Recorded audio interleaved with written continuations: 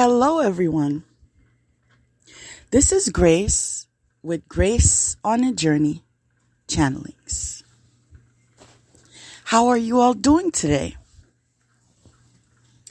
I'm hoping that you are all experiencing good loving and high vibrations. Welcome to the newcomer. And to those of you returning, welcome back. You are valued and appreciated. Now, I will introduce the intro as I've been trying out an outro for the past couple of days. And I decided on an intro that I feel is appropriate for this time being. So the intro is, in everything, love yourself, because that's when life will love you back. And that's by myself, Grace on a Journey. As far as today's title is concerned, I've decided to go with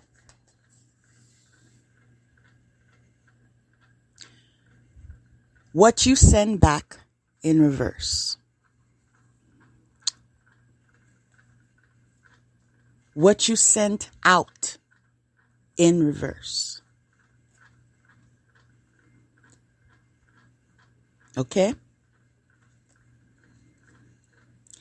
And I will be going into detail as to why it is important to be careful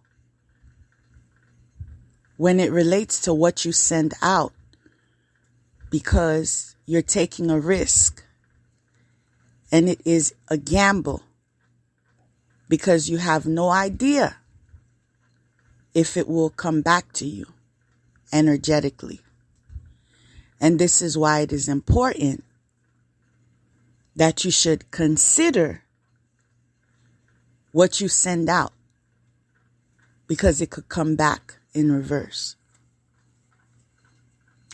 Now, I am fully aware that, especially in Western society, that trendiness is ongoing. There's always a new fad, always something that the masses want to jump and participate in and follow the leader, mostly because of their desire to be part of. And honestly, I believe that's related to low self-esteem. Because when you have high self-esteem, instead of trying to fit in, what you want to do is decide for yourself. Do I like that? Does that make me feel good? Is this something that's worth my time? Is there something else in comparison that I prefer to do? But you only give yourself that much say in whatever you participate in or in whatever you prioritize when you believe that you are worthy of a decision, especially one that entails you. Some of us doubt ourselves. We don't believe that we have what it takes to be adequate in making the right decisions for us. This could be in relation to your past, whether it be a past relationship or your beginnings in your childhood. What did you hear over and over again? Was it, you can never do anything right?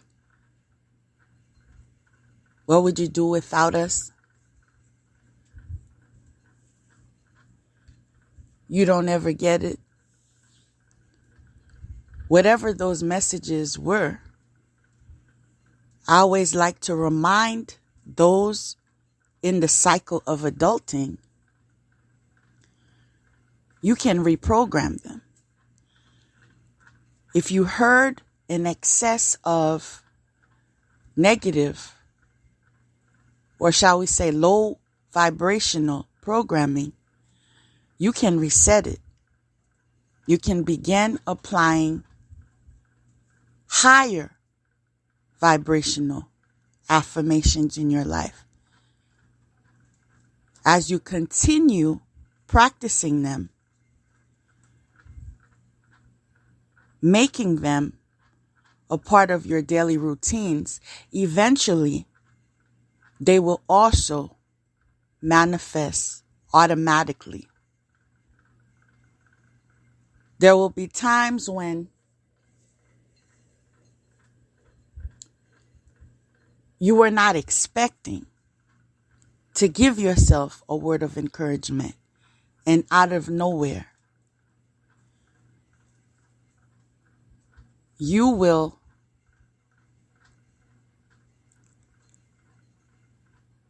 praise yourself or say a word of kindness to yourself in shock, because this is not something you usually do. But because of the fact you trained yourself,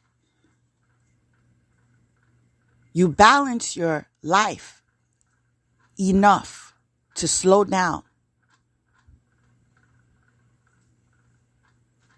to put self-care into application.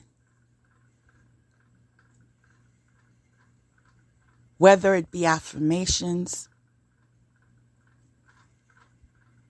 whether it be enjoying the elements. It might be taking a bubble bath, lighting some candles for aromatherapy,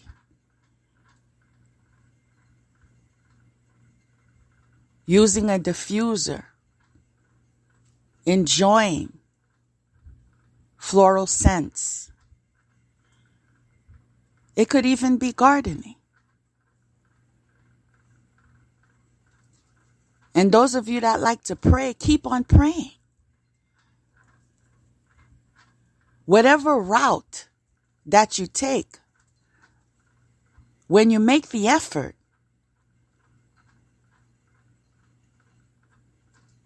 without the pressure, just the effort, for the sake of applying self-care into your lives, you will realize its fruitfulness in divine timing. I encourage you to love yourself today. I encourage you to apply self-care today. I encourage you to detach from people, places, and things that are not in alignment with your highest good today. This will assist you in your pursuit of developing yourselves and co-creating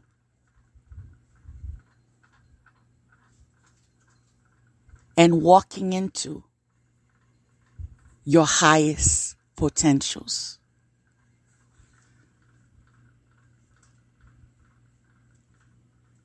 When you begin to put that much effort in building yourself, You begin to experience upgrades. You begin to walk into your dreams. You begin to realize what areas need prioritizing. Your focus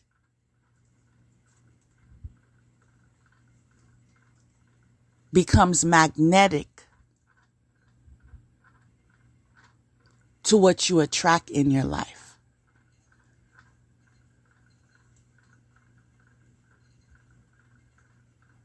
And due to the awareness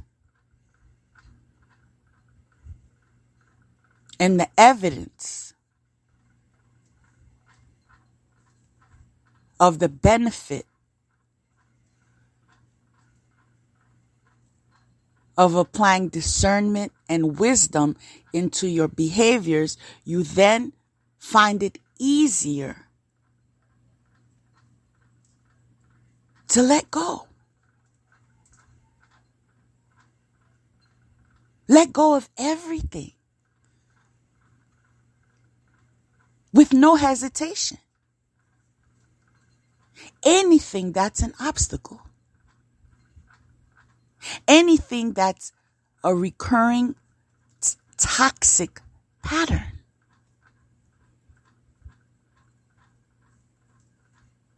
Anything that lowers your vibration.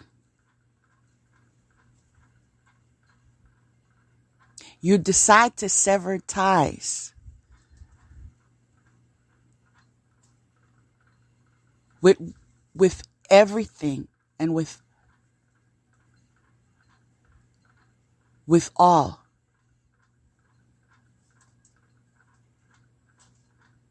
That will take you away from what you deem is a prize.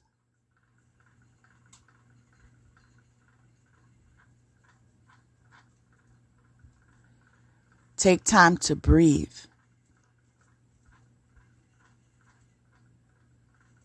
Take time to meditate. Take time to plan.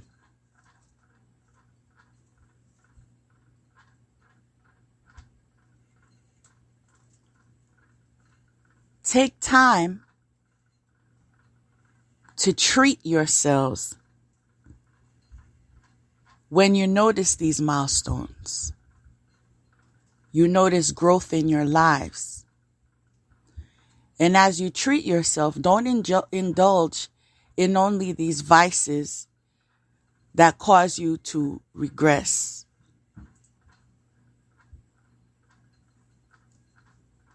Or even lead you off track.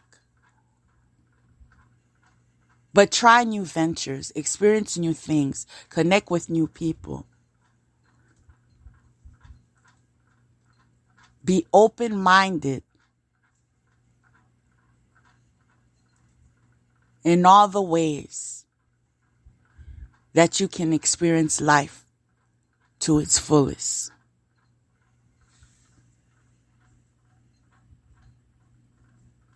When you change your focus to a higher vibration, the lower vibrational tendencies fall away. They no longer become relevant. In fact, there is no place for them in your lives. And so even though a lot of you found yourself in circles that you've committed to,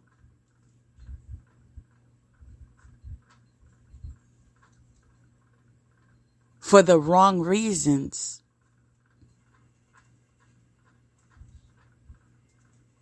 at the right time, you have a chance to reevaluate it. Reevaluate your direction. Are you pleased with the direction you find yourselves going in? Does it look promising? Is this what you were called to do?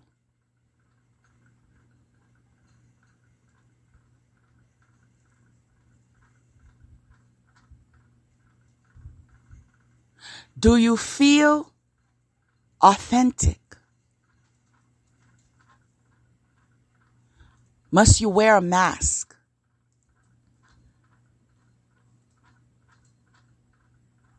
Are you ashamed of what you do? Ponder on that.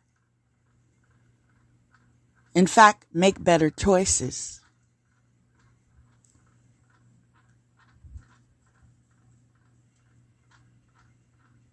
Remember, what you send out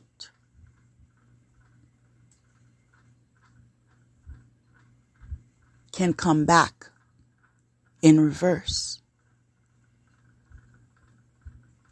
So as you interact with others, treat people the way you would like to be treated.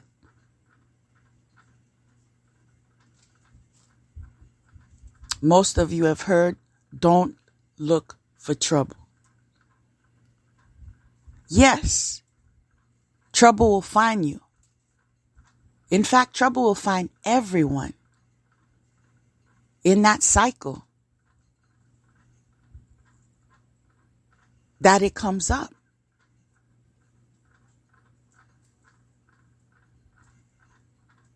But things get even more complicated when here you are being faced with trouble because it is part of your journey to learn a lesson, and you add on to it with unnecessary trouble.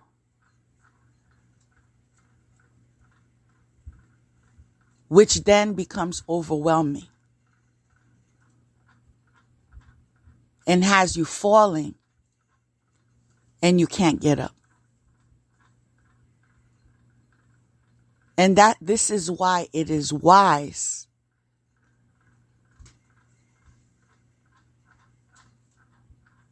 to consider your battles.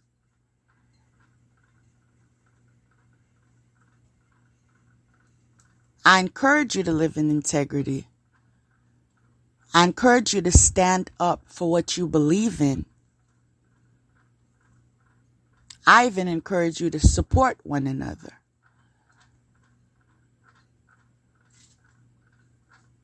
But in what you consider goodwill, investigate. Because there are always two sides of a coin.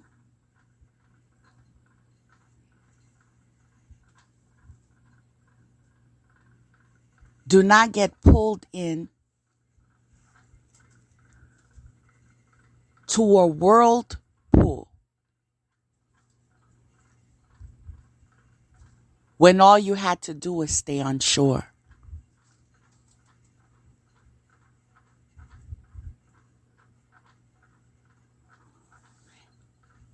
It appears to be a fad that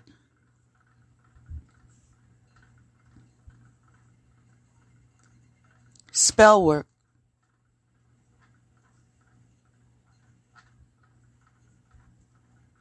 is something that more and more of the Western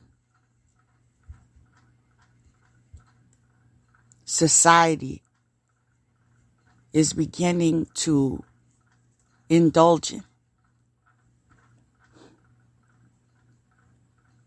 And in my observation,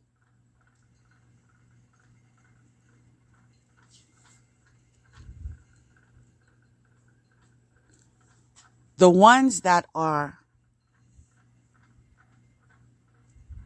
attracted to the darker side of things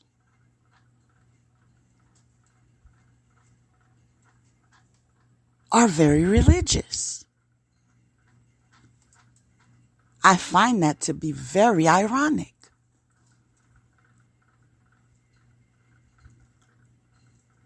And those that appear to be focused on higher levels of manifestation. In fact, self-development,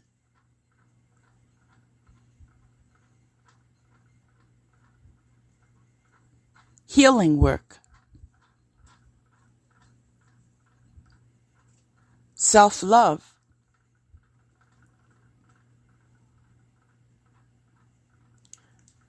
those are the branches that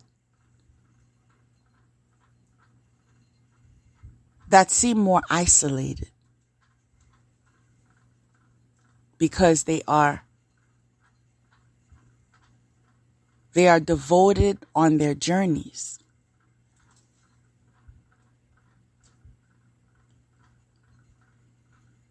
They are holding on to what they believe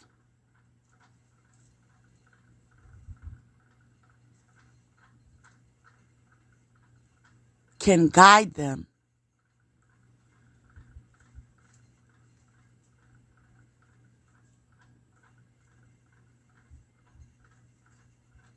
into a life that they can be pleased with. There's a thirst of being real, of being transparent.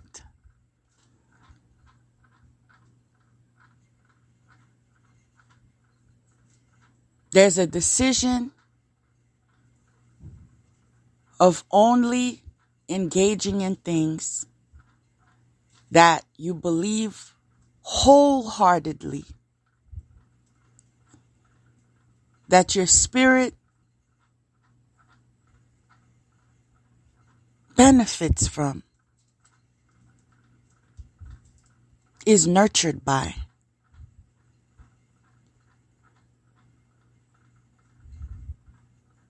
That you're willing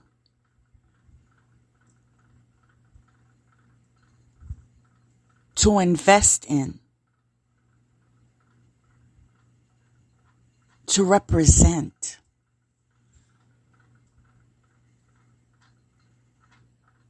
In your communication, your actions,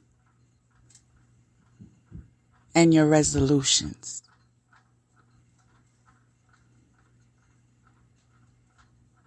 But as I've shared earlier, I find it quite interesting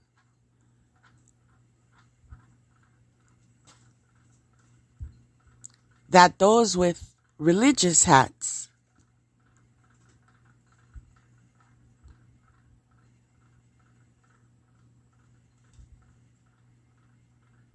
are approving of the darker sides of the occult in secret and throwing stones and hiding hands when it comes to the higher vibrational attributes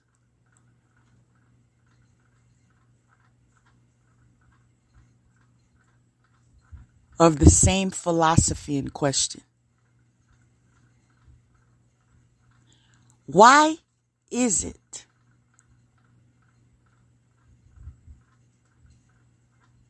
that your spirit is more supportive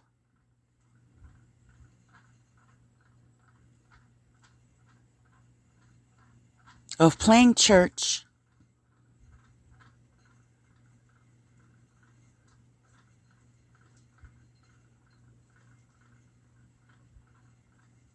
acting the part,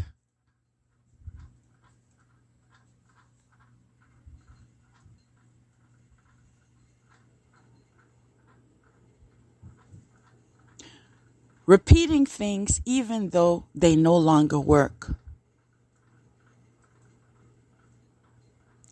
instead of taking a pause,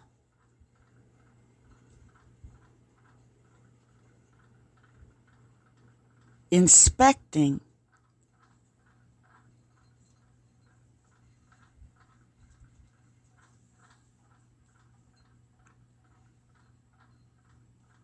and upgrading,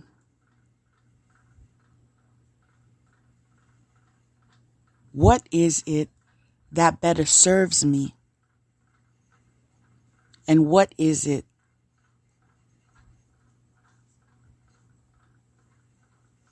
that I need to let go of? What is it in me that causes a surrender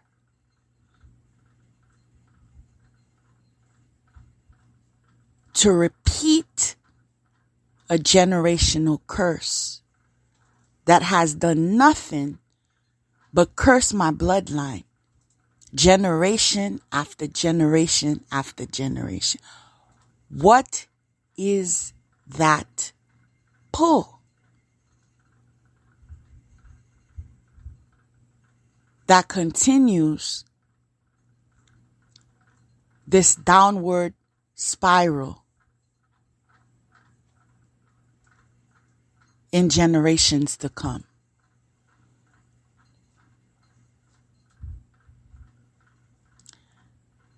I've shared with you several times before that everyone has choices. So even though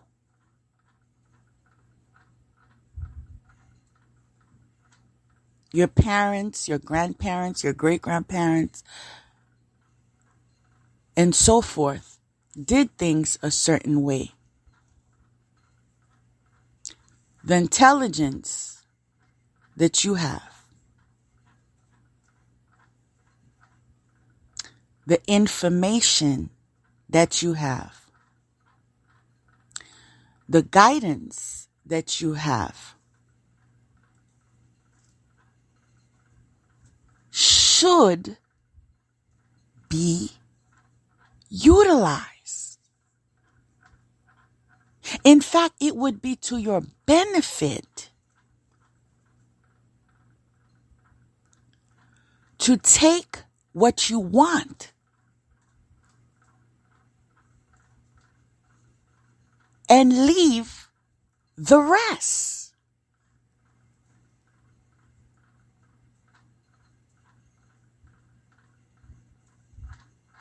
Any resistance in taking what you want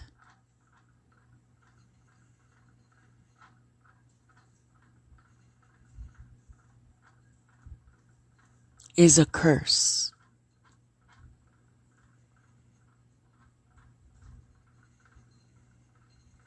And as much as some with religious hats love employing the word deliverance, shall I be frank with you and share some truth? Because you need deliverance in your homes.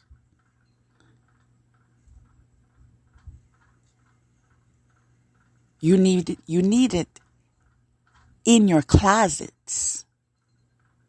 Okay? You need it in your basements. You need it in your attics. You even need it on your kitchen tables as you engage in word witchery.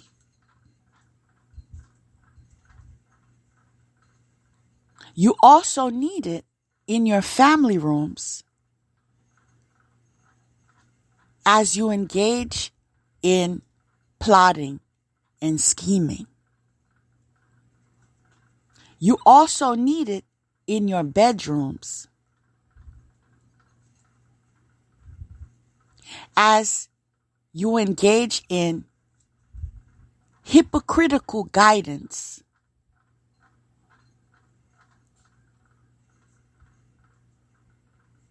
that favors you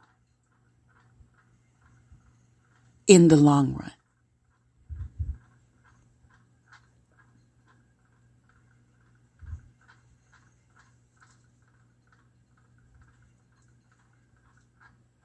If you haven't noticed the time,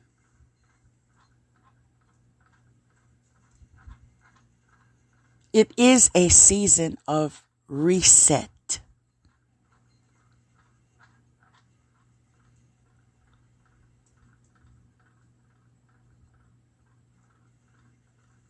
What wasn't of truth does not serve our highest good.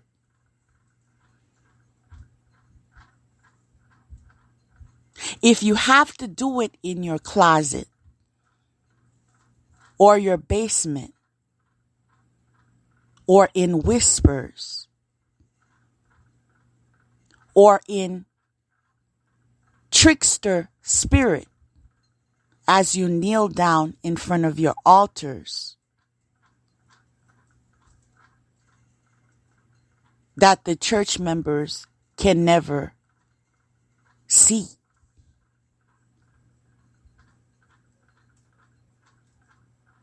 If it is inauthentic, God, who is all-seeing,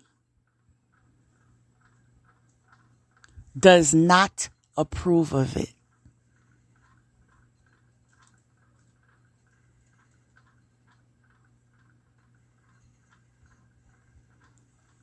God requests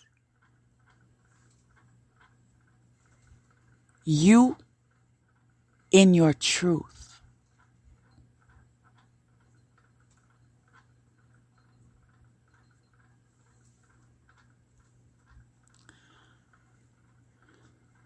Now, because I have a past in working with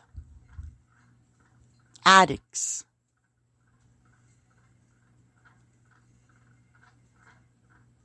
I am familiar with the 12 steps. I am also familiar with sponsorship. And one thing you will hear over and over at meetings is you are as sick as your secrets. If you are not vulnerable enough with your sponsor, and those of you who are not familiar with such title, the sponsor is the person designated to hold you accountable. That is the person you are supposed to connect with on a daily basis and share your plans.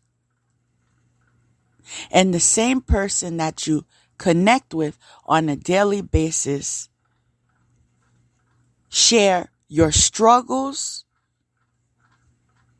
And again, the same person that you connect with on a daily basis share your wins and your challenges.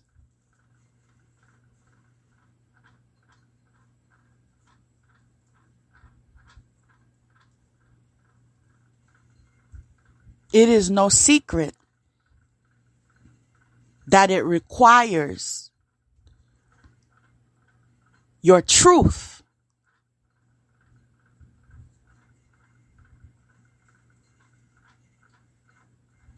when striving for recovery.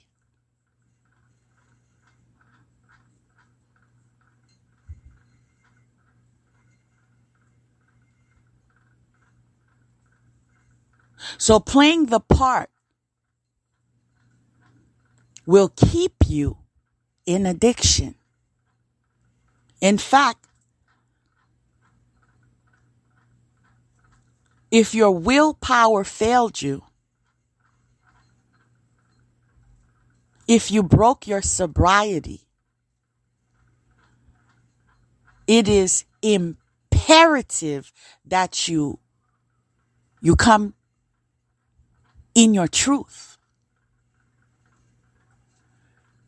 And although it is not something to praise, but you come in your truth and you say you broke your abstinence, whether it was to drugs, alcohol, toxic relationships, whatever it is that you are recovering from.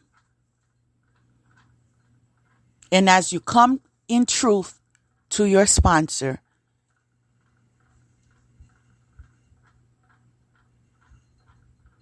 you are recognized.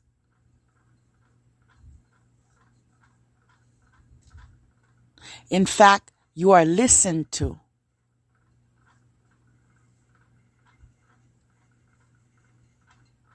You are given time to process for yourself out loud.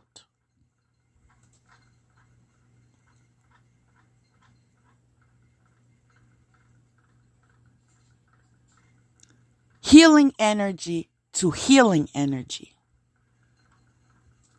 on what caused the slip up. What can you do better to avoid it from reoccurring? Evaluating. Are you really dedicated?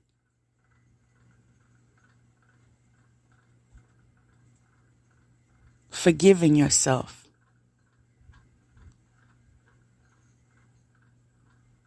Being open to try again in truth the next day.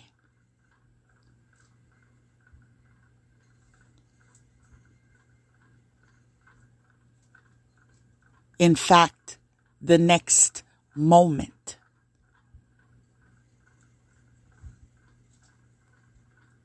Because certain changes that you make requires an effort.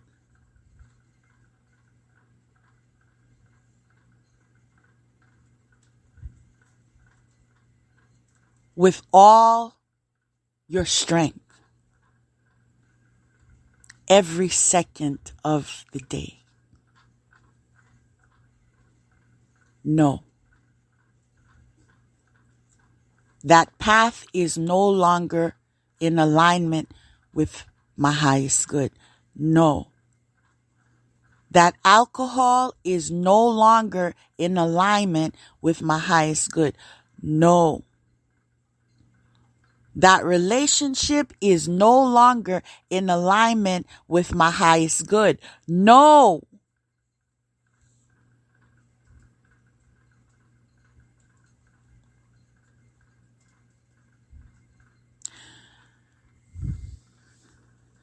I'm going to disclose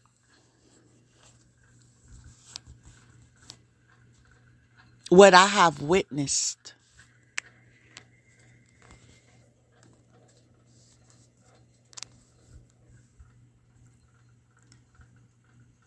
Time after time again.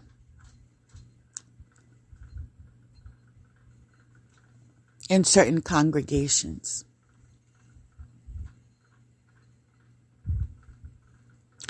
I've witnessed very active members,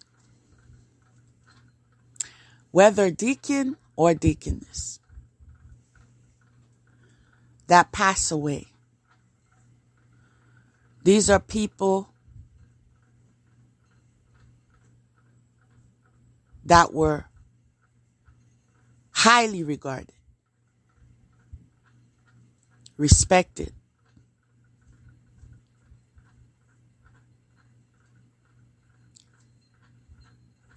given some type of authority, played roles of leadership. Now, after this passes, after they pass, and people congregate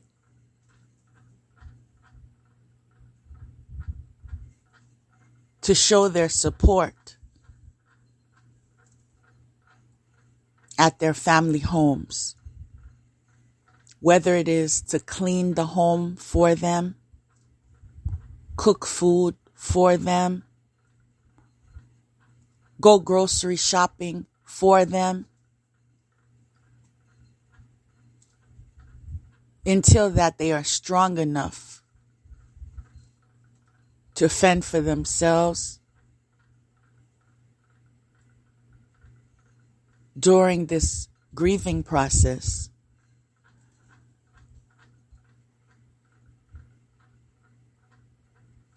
There are times you uncover things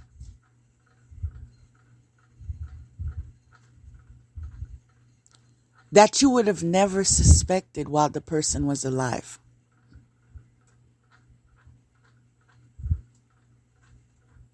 There are beds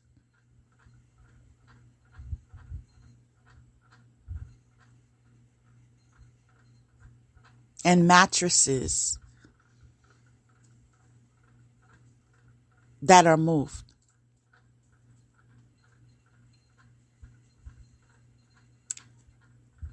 As you clean their bedrooms and you put things away in boxes and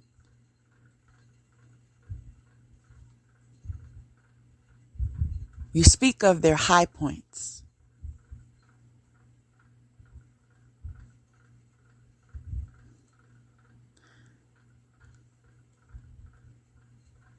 And then you encounter bottle after bottle after bottle. I don't have all day. Bottle after bottle after bottle of alcohol under their beds.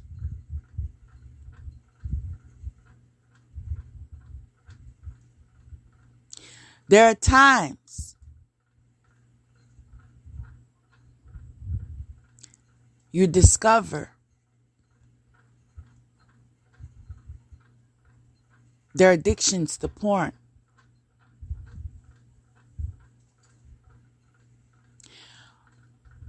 When you encounter magazine after magazine after magazine, we don't have all day magazine.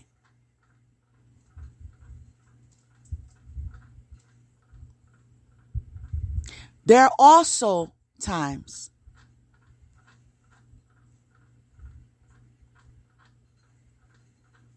in their closets when you uncover artifacts in association with the dark arts.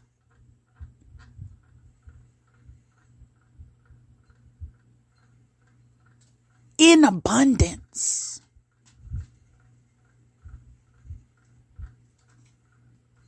In the mix of their white dresses and white hats and white stockings and white shoes. Heels, to be exact.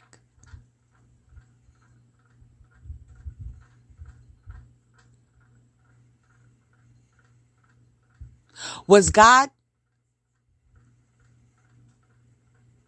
not seeing under the bed?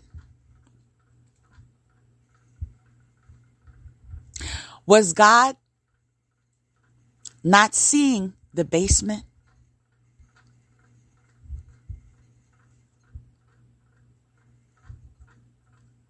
Was God not seeing the bedroom?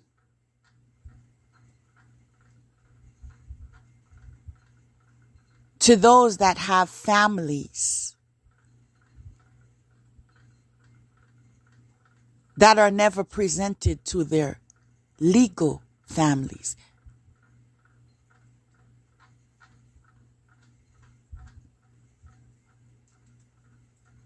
The families that are recognized at the funerals. The brothers and sisters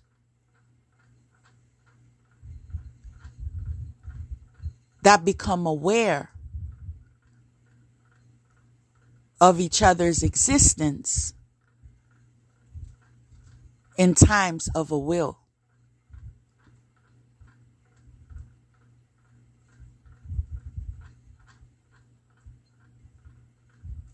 All of this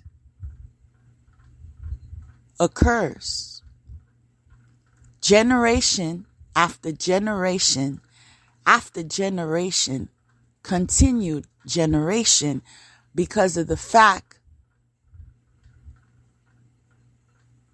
that we continue to wear the shoes called generational curses. We refuse to live in our truth. In fact, we want to pull down those that are being authentic, those that are being out loud, those that want transformation, those that want God not only on Sundays, not only on Wednesdays, not only on Fridays, but every day, every hour, every minute, every second, in sync.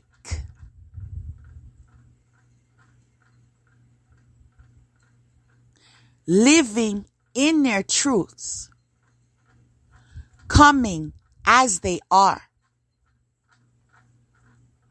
ready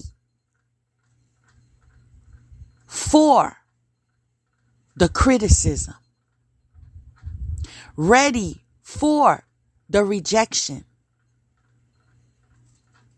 ready for the outcasting, ready for the rejection, ready for the misunderstanding, ready for the lies, ready for detachment.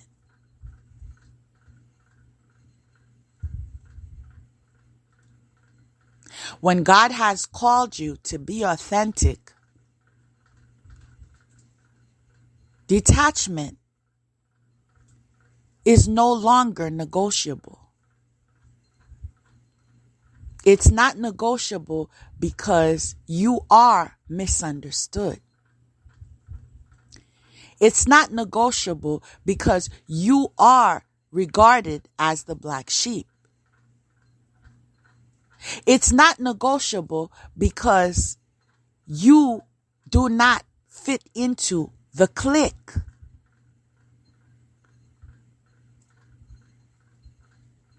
It's not negotiable because you are chosen.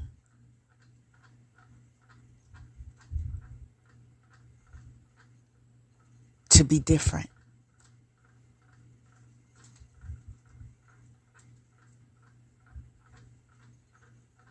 You are chosen to be a leader.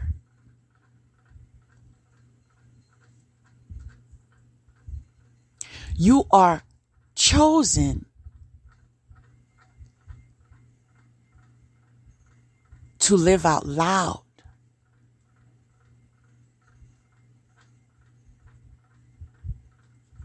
And in your lives, miracles are amplified. Prayers are answered.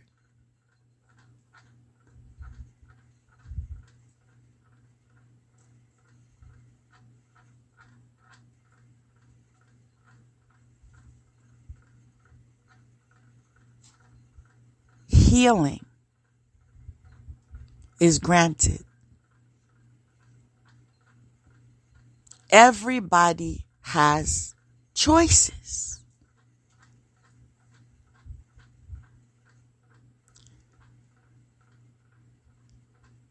In fact, religion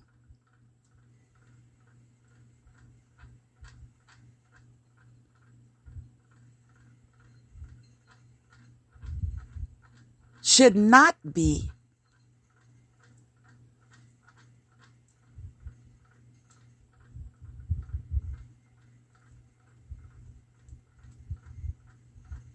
regarded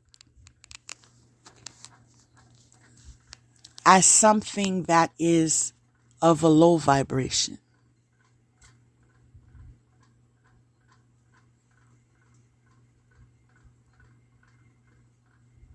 What needs to happen with religion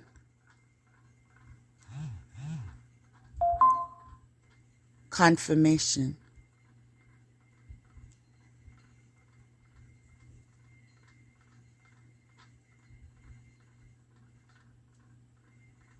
is the welcoming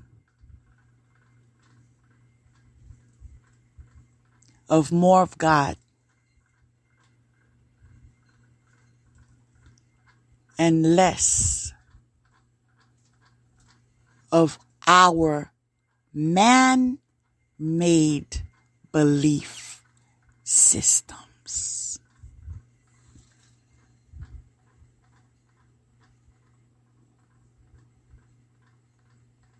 When you add more of God and you decrease the legalities that were created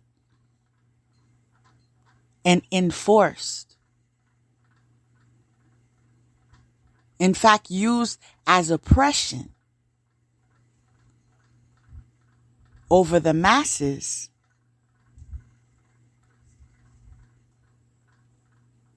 you get closer and closer to God.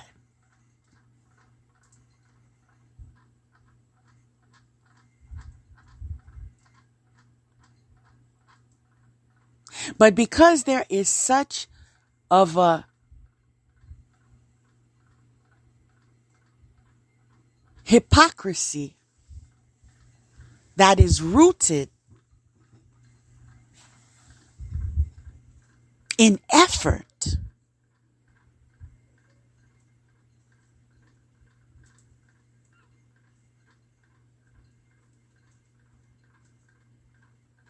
change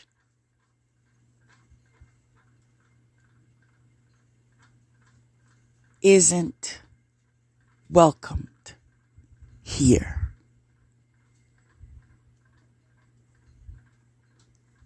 And this is why society is recognizing a shift. Because some people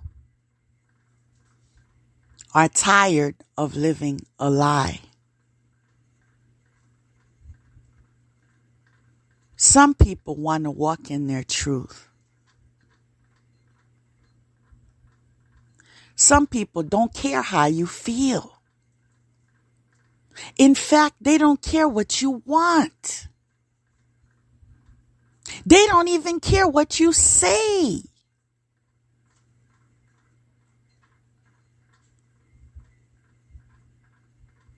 In fact, their connection to God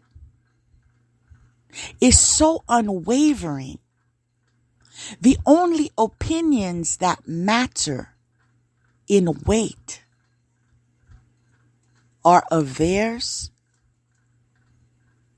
and of God.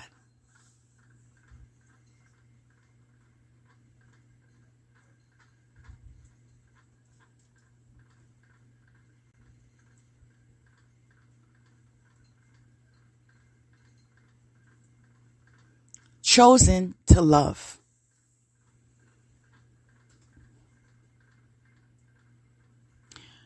chosen to help,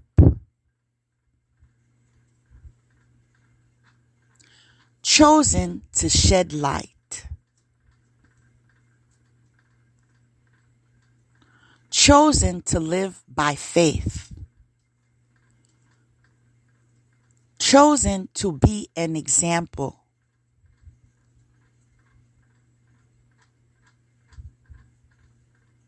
chosen to remind the collective that God is indeed real.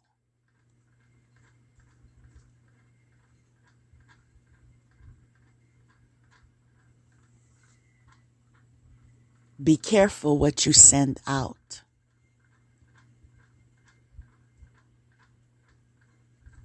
Because it might come back in reverse. Whether it is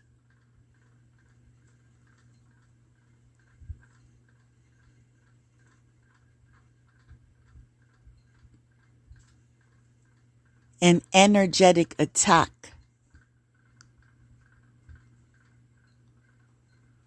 by psychic attack, an energetic attack by word witchery,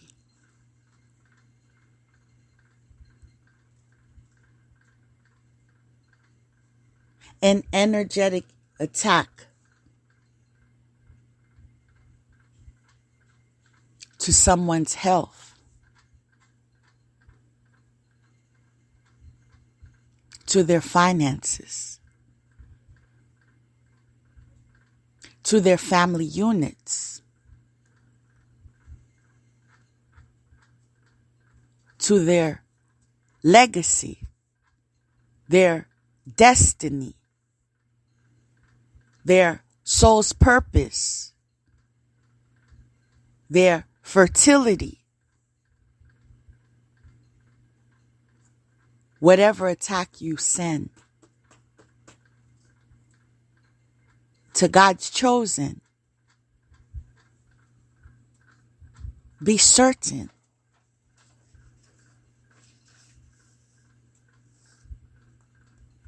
what you send out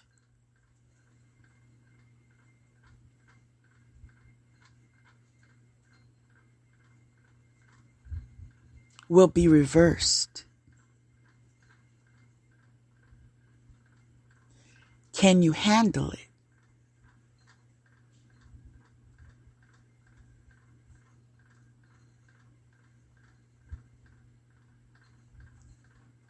Back to sender is afforded to all those that have the covering of God. Confirmation.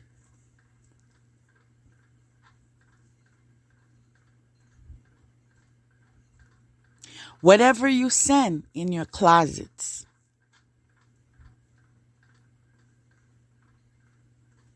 whatever you bury at your family trees, in your backyards, in your honey jars, in your freezers, with your graveyard dirt, in your basements, your attics,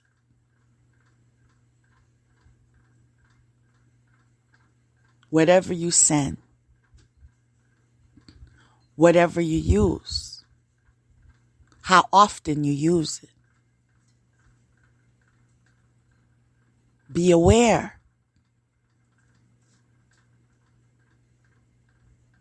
of its return in divine timing.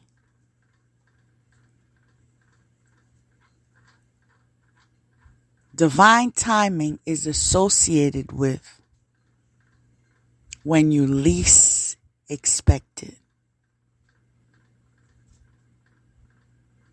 Divine timing is associated with when you see God's signature all over it.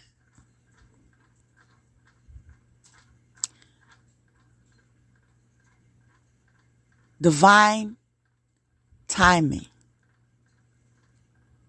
comes with the energy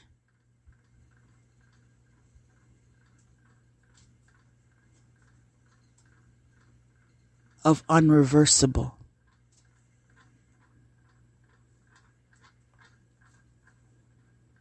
And this is why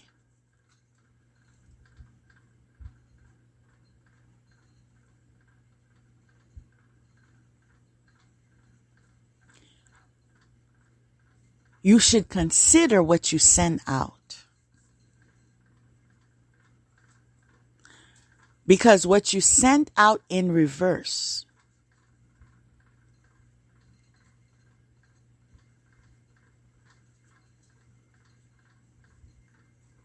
is the karmic debt to pay.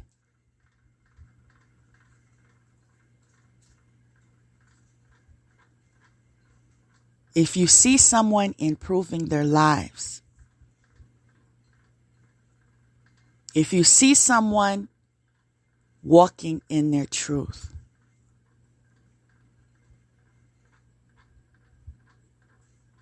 if you see someone surrendering to God,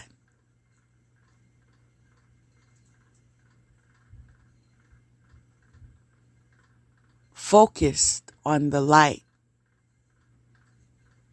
minding their own business, showing love,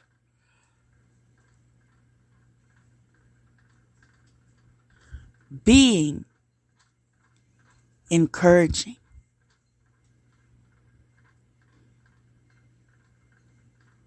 motivating others,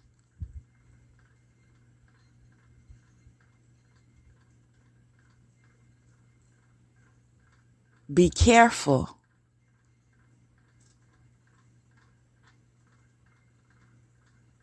with the attacks that you send. Be careful with the curses that you send, the hexes that you send, the false police reports that you send, the forgeries that you commit, the defamations of character that you do.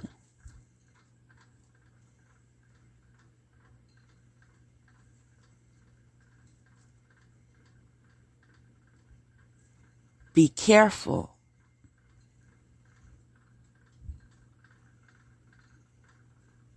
Because you may be cornered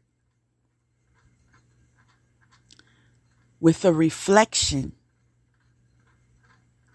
by way of mirror, where what you send out comes back in reverse.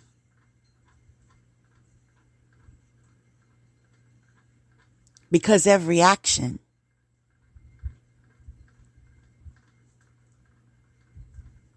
whether it is a positive action or a negative action, every action has a reaction.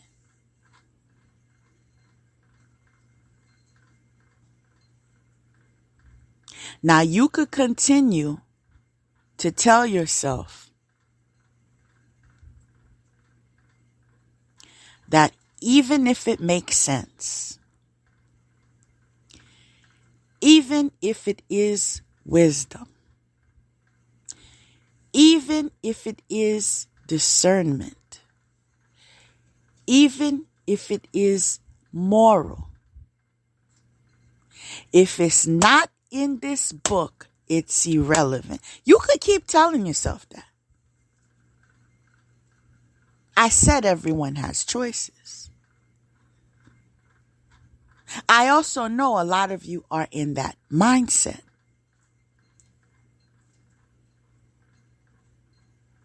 I'm also reminding you of generational curses. Regardless if it is in this book or not in this book, if it is correct in the eyes of God, it is correct. And if it is incorrect in the eyes of God, it is incorrect. And if it is an action in the eyes of God, there is a reaction in the eyes of God.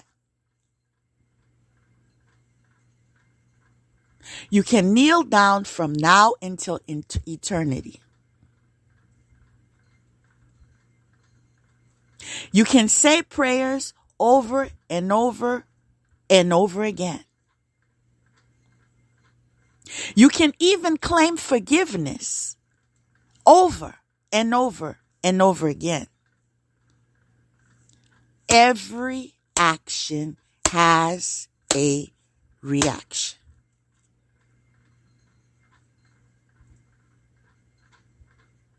It's time for you to wake up. In fact, it's time for you to catch on. It's time for you to remove those shoes called generational curses.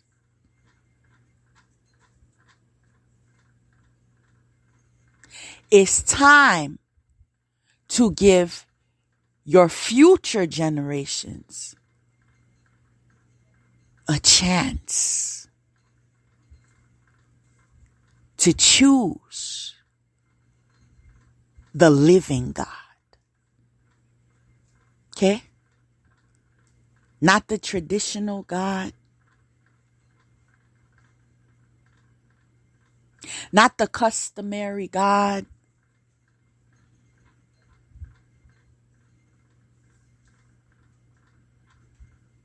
Not the God of your family, of your country.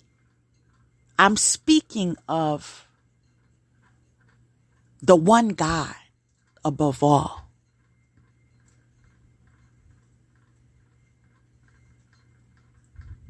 I'm speaking of the God of love. I'm speaking of the God of truth.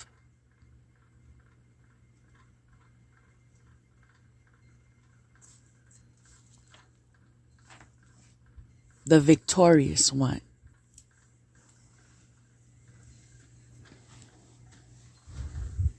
The last word. The only judge.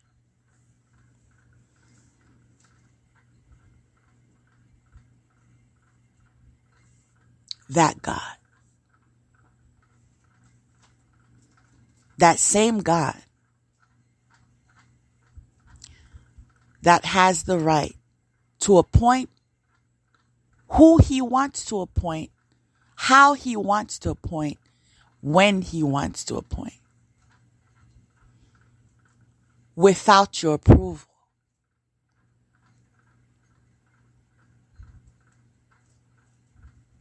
Without your voting rights.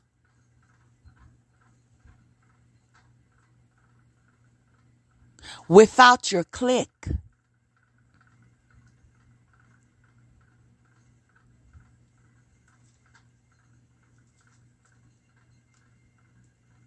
Without your direction.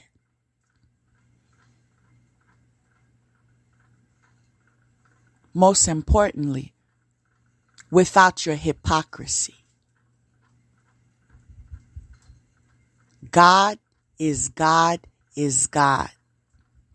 Be careful what you send out, because it may come back in reverse.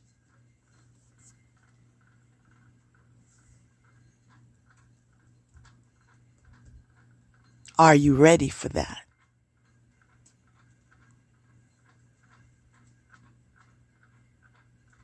Are you ready for the cost? Because the boss must pay the cost.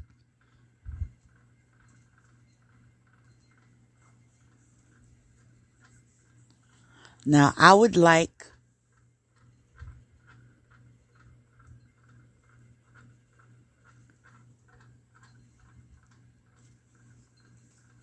to bring it to your attention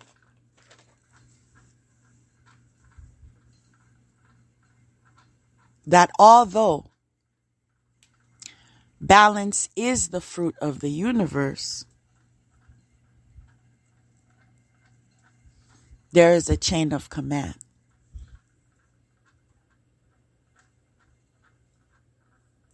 And although you have free will,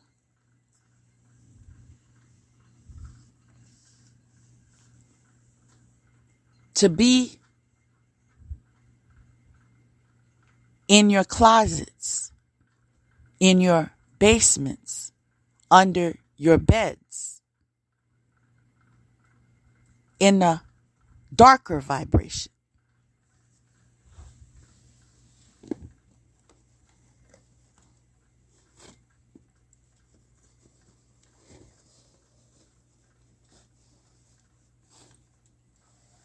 be prepared in witnessing that those that live in their truth, that live out loud,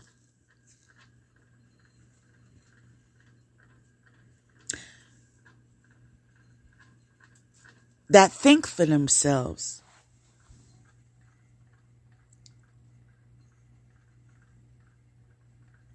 that decide with discernment,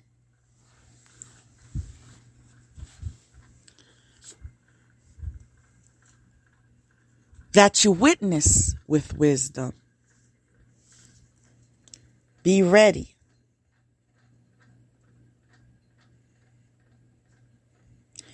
to notice that chain of command. To notice that those of a higher vibration, living in their truth,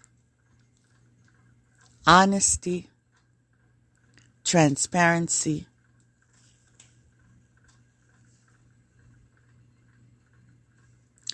will be stronger in nature, in manifestation,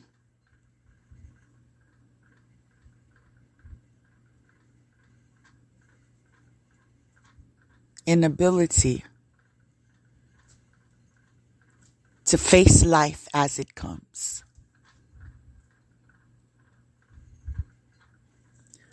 Those of you that continue to wear those shoes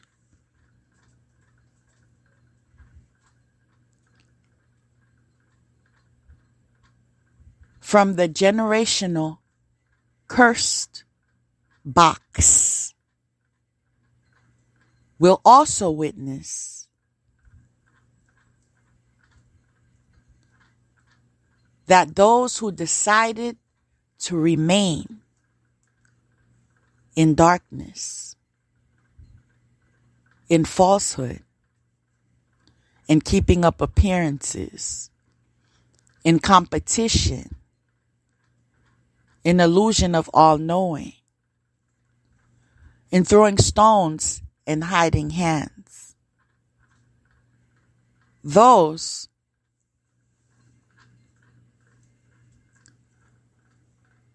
will be farther away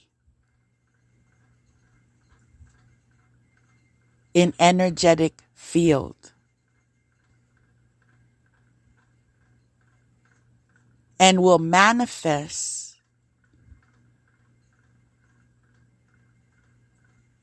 in a weaker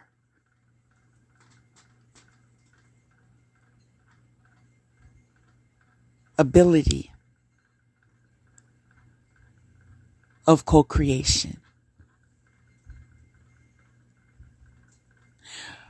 which will then enforce the jealousy, the hate, the fear-mongering, the discrimination,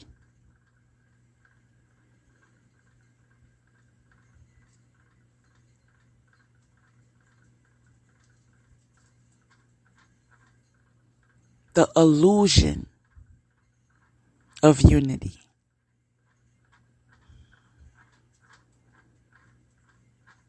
Everybody has choices. You can choose to be closer to a higher chain of command, or closer to a lower chain of command.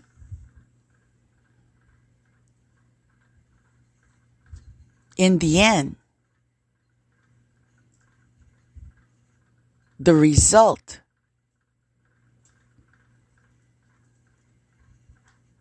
affects your outcome.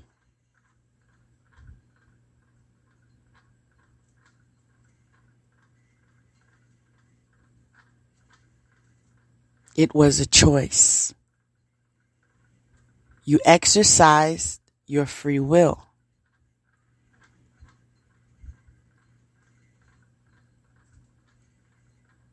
You were attracted to that vibration.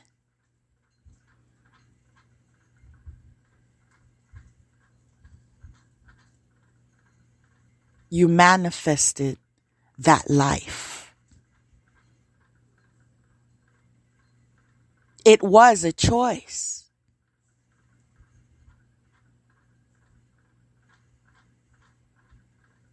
And this is why you need to be coherent in your truth. You need to make peace with your decision making. You need to be fair in your interaction.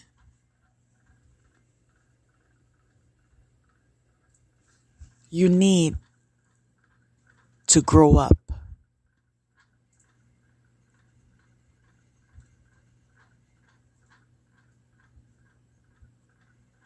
Emotionally,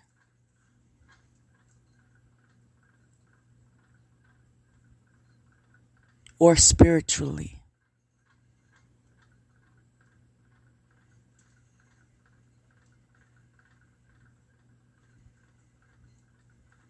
You need to grow up.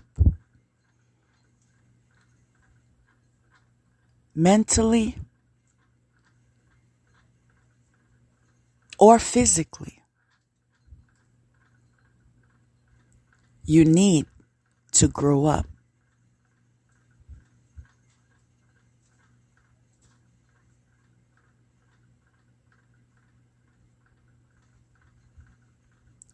From hypocrisy to integrity, you need to grow up.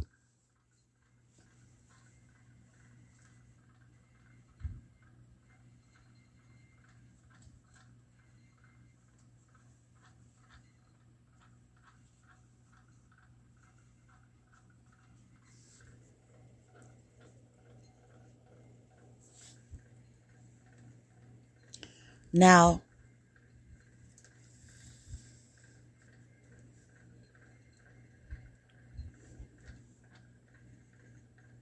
I would like to give you a brief run through of the spread I have before me.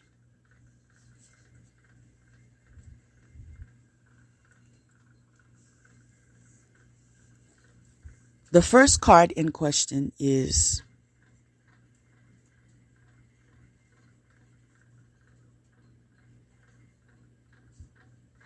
the third eye.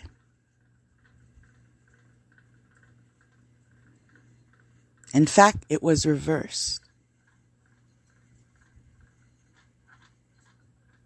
And that's telling me that negative energies are being sent to those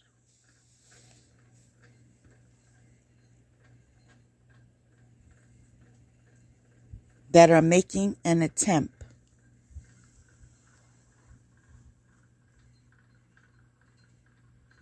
to change their direction and move closer to a higher vibration.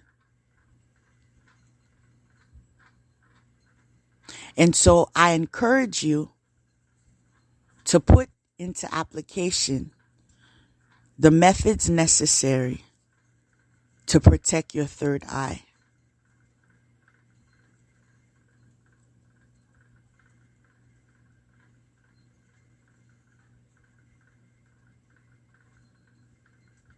You are being guided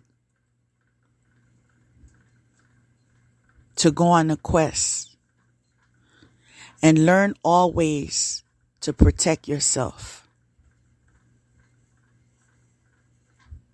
mind, body, and soul. Specifically, psychically.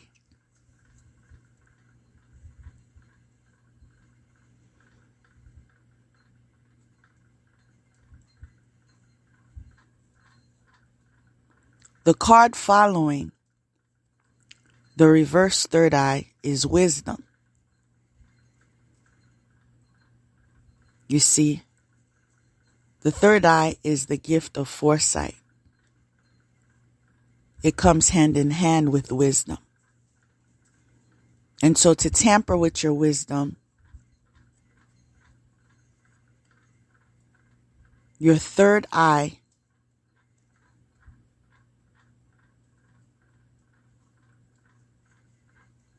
is being targeted to disrupt your wisdom, which would lead you into making poor decisions. The next card is prayer. In your protection methods, do not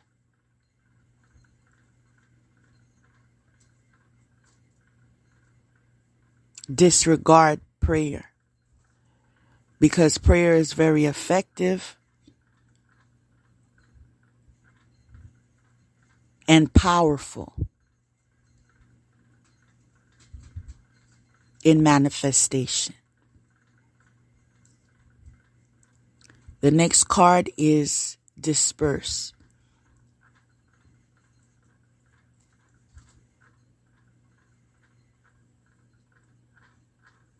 You're being reminded that we are experiencing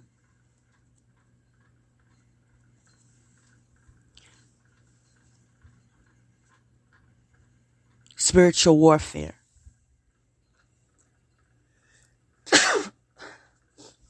In every direction. And this is why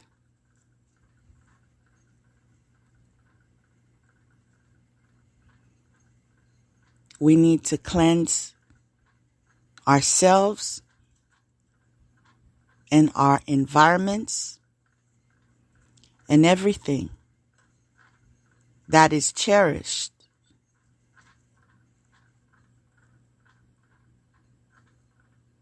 from any low vibration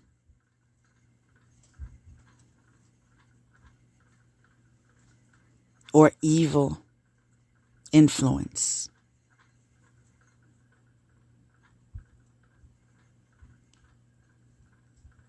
Chase all ungodliness away and detach from all people, places, and things that are no longer in alignment with your highest good.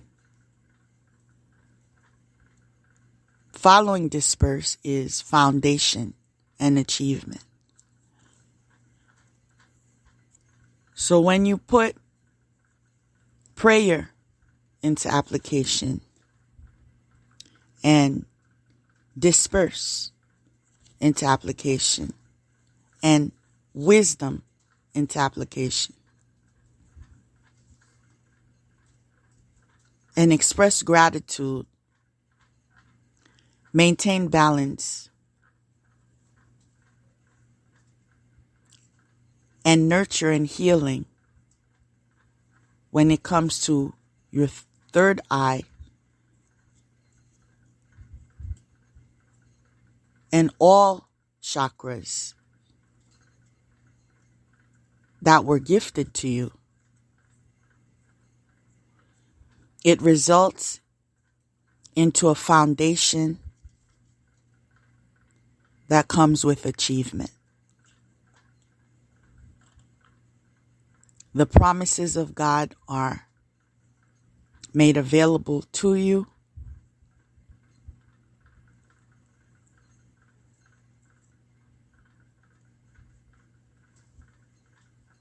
And you get to walk into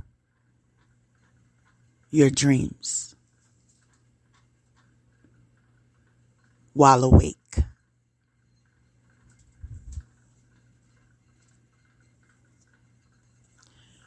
Next card is balance.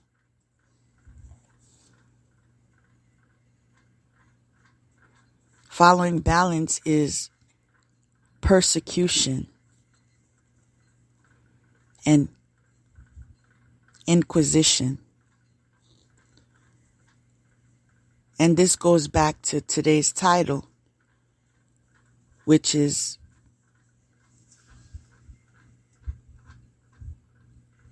what you send out in reverse.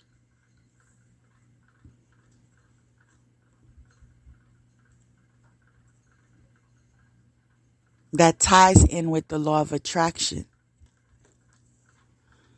If you send out persecution and inquisition, you should expect it in return. Because every action has a reaction. And as I've shared earlier, divine timing comes when you least expect it.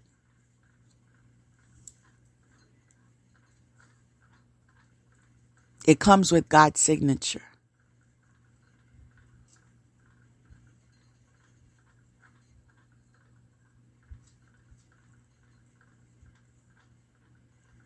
It comes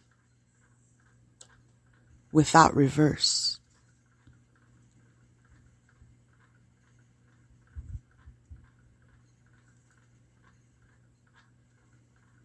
Don't beg God for his wrath.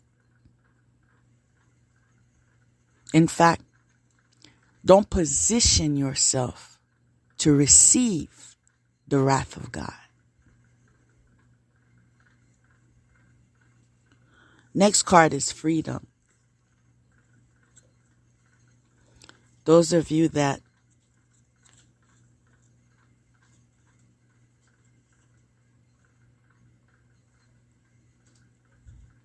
have experienced the season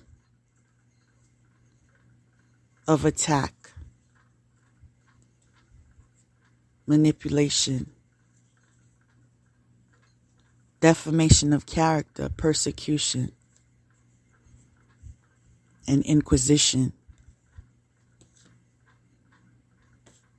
Freedom.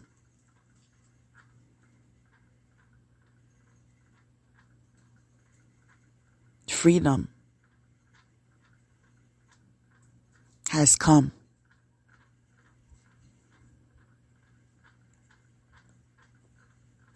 Now, what I find interesting is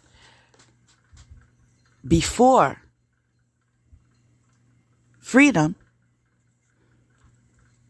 was a card of isolation, but it stuck to the persecution and inquisition. And that's telling me the isolation was due to persecution and inquisition.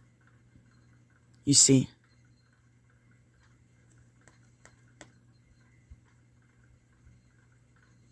But we mustn't skip over any messages, as they are all relevant in some capacity.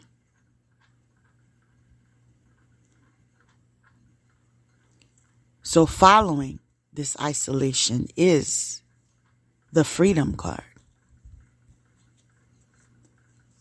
Then comes triumphant success. When you walk in your freedom, when you think for yourself, when you are authentic in nature, when you trust in God, you manifest triumphant success. Following that is yin and yang, reversed.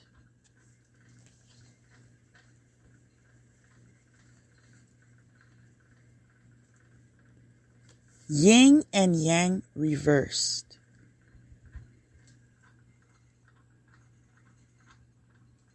is a balance.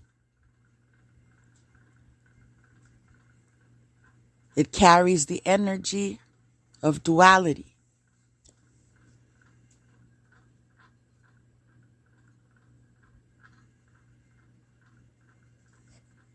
A masculine and a feminine in reverse. Following that is vows.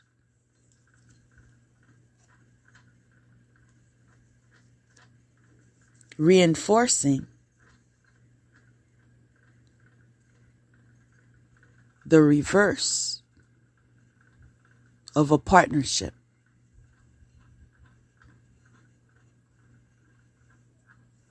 Vows that were made.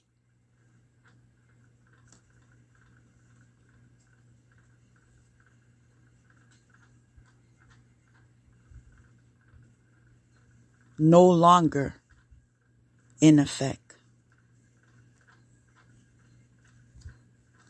Following vows is grief.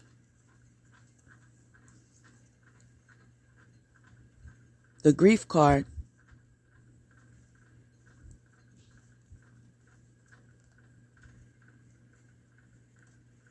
comes with several meanings.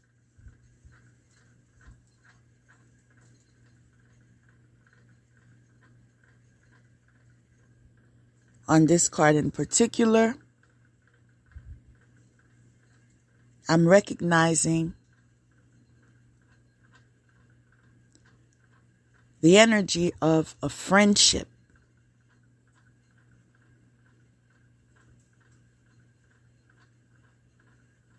Because it is of a woman and a dog. Not a man, but a dog.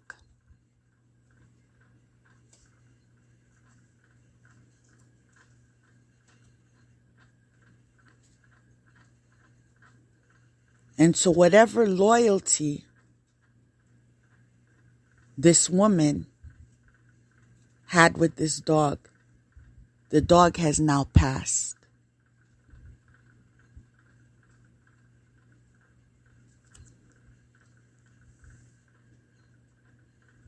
Its eyes are closed.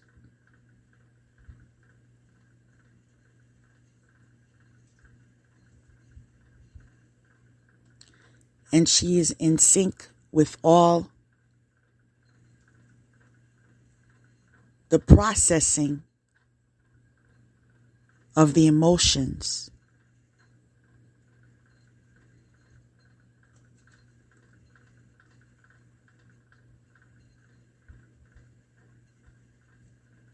And its spirit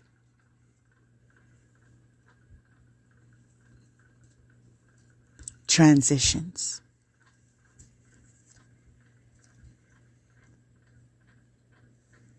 Following that is ancestors. You see, ancestors always have an input.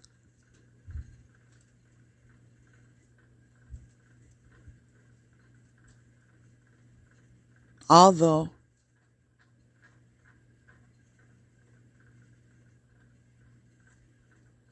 we don't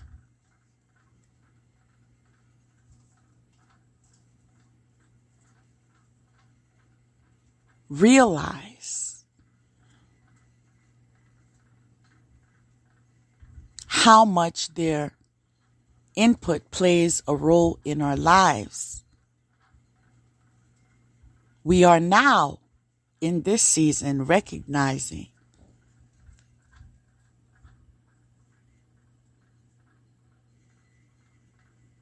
their intervention.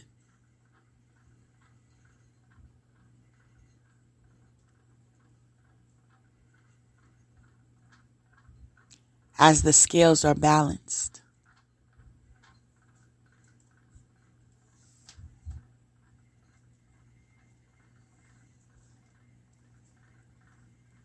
In fact, the ancestors are between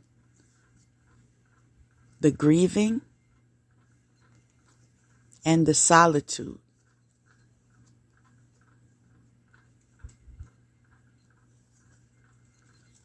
There was a separation that was called for.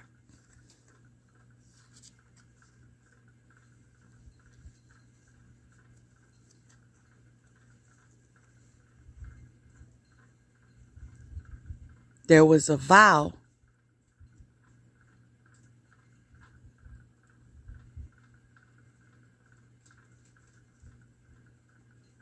that was called to be dismissed.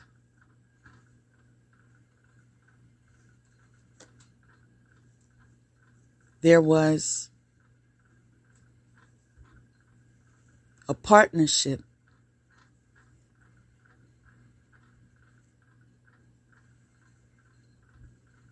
that was unequally yoked. There was a death.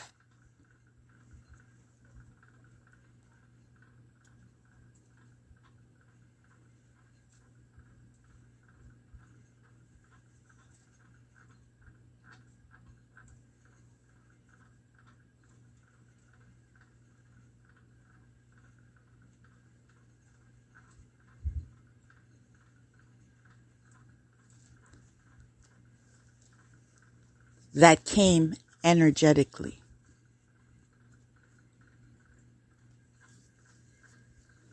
I'm called to remind you that be careful, because what you send out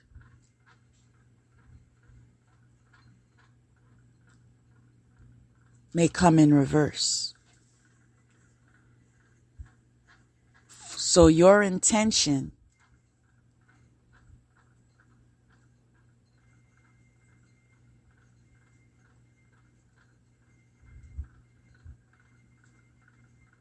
in the direction of the dark arts to manipulate in your favor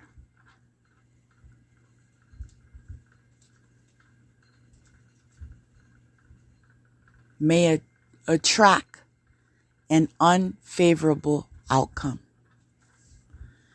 And this is when interference happens.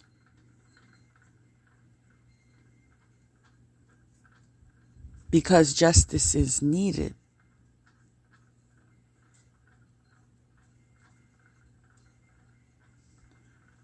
Because the overseers witnessed it. Because some of us are called to break generational curses. And so we are covered in protection. We are covered in guidance.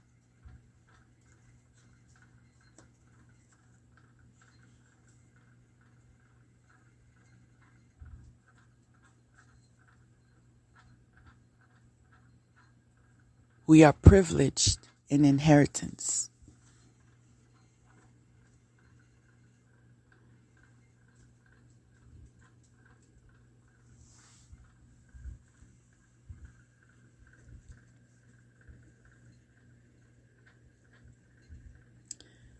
The next card is the moon.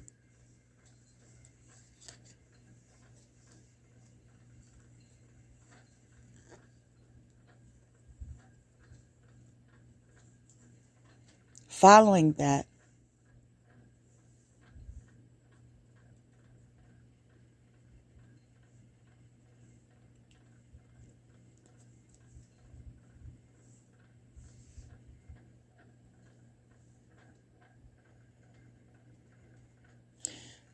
suggests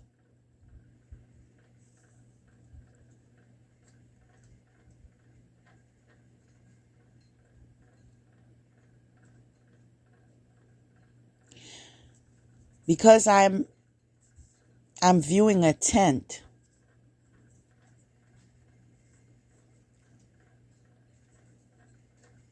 From a Native American culture.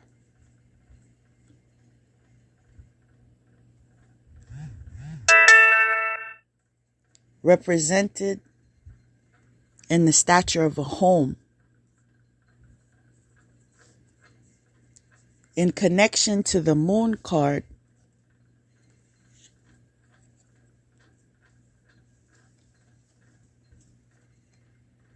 it reads as secrets. The moon.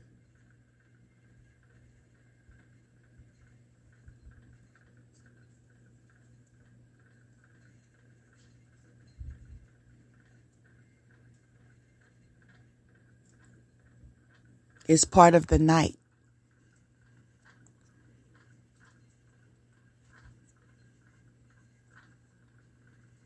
The hidden secrets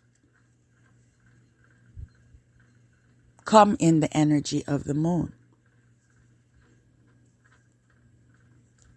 And because the home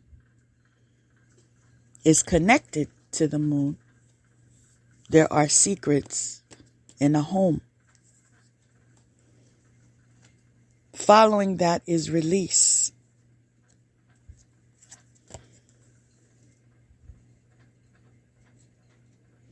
There's a rainstorm.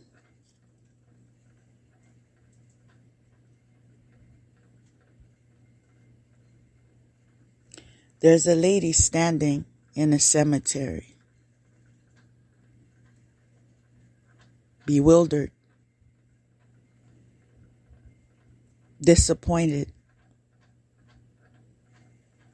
lost.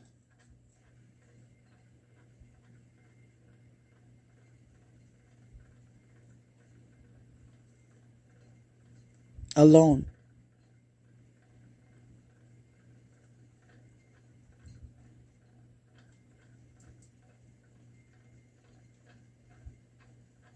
Dark in spirit. Dying energetically.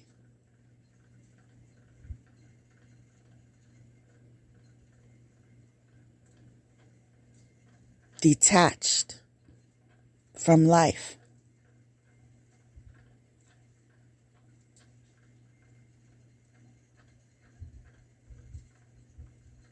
Fading away.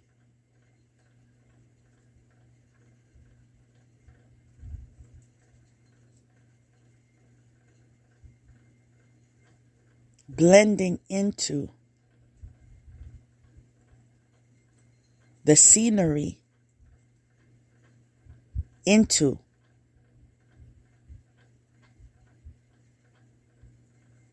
the scenery of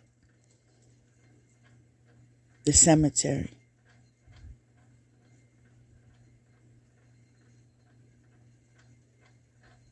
There is a release.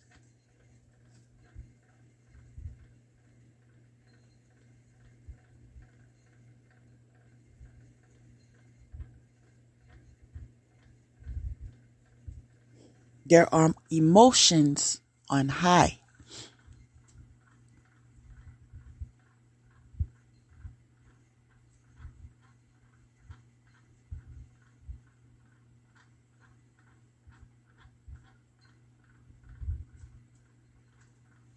There is disarray.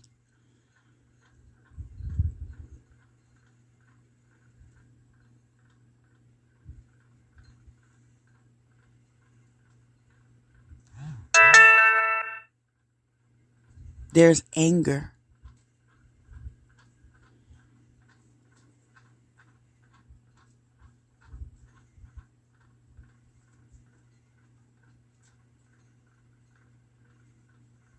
There is bitterness.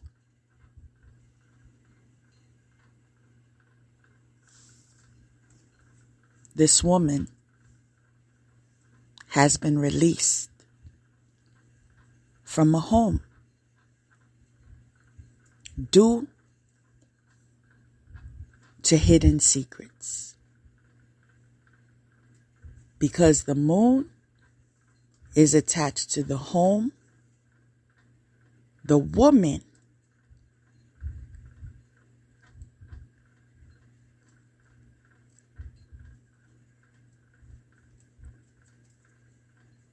is blended in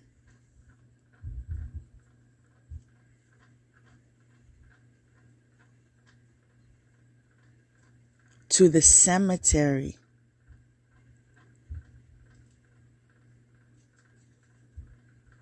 in both color and vibration.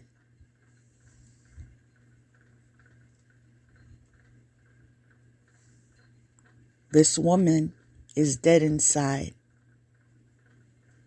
This woman carries an energy of death.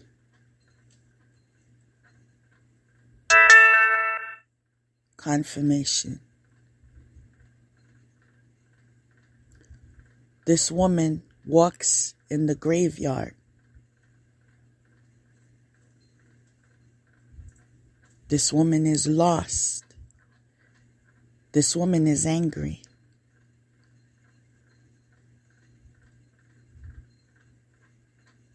This woman is unstable.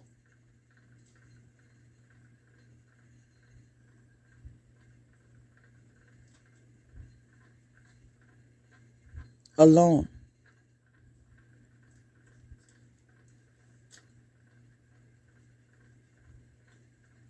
Detached from life. And released.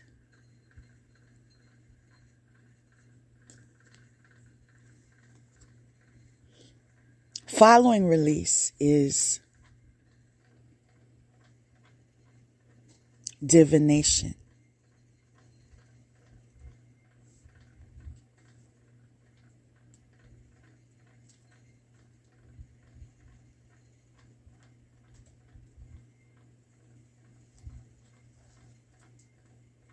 Information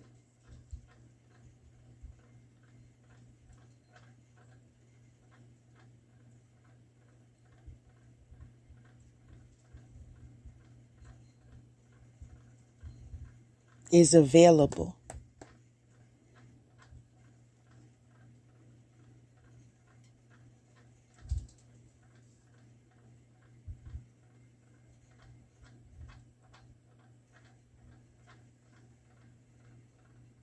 Through divination.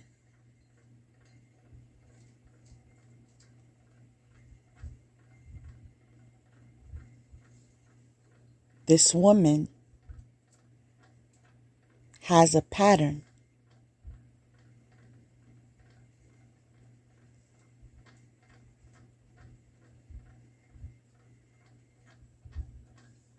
She has scarred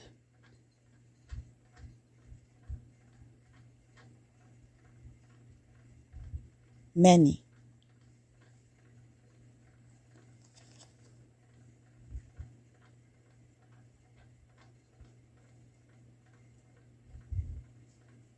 She indulges in the dark arts. She has blood on her hands. She sacrifices animals.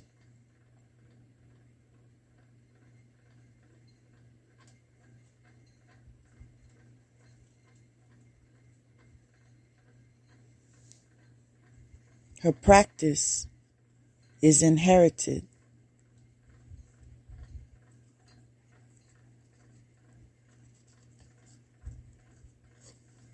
It's engraved on her bones and runs through her blood.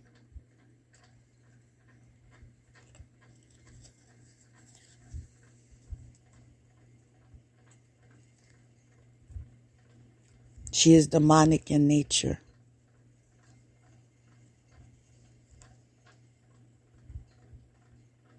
She targets individuals.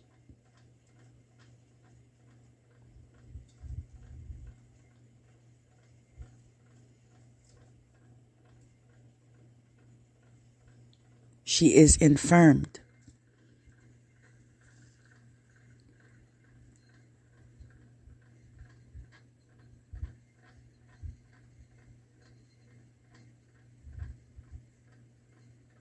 She is unbalanced.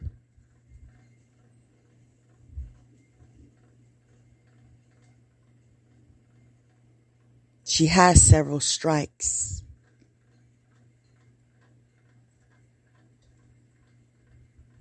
She entertains many.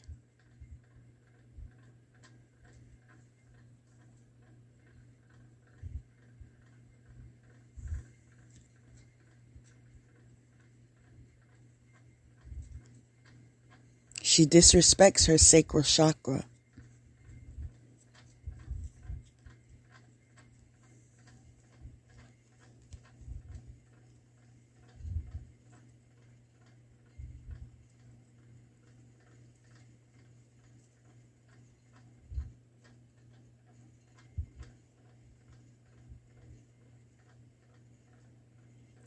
She has disturbed many souls.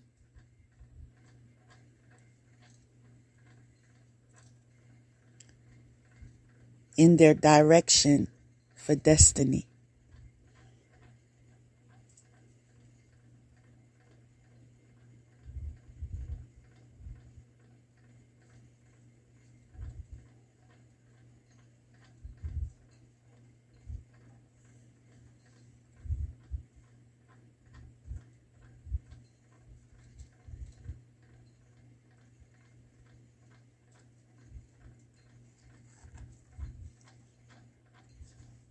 She conducts abortions.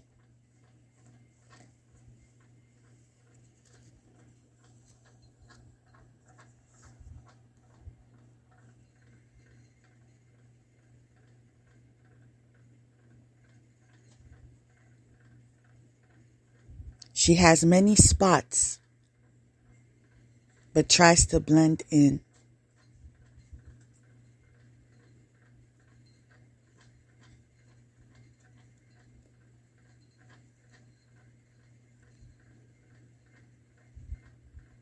She tries to fit in where she can fit in.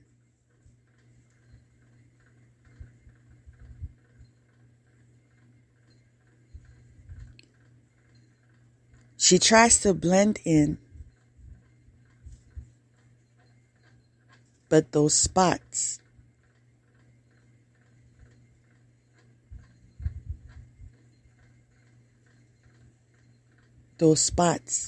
can't be hidden.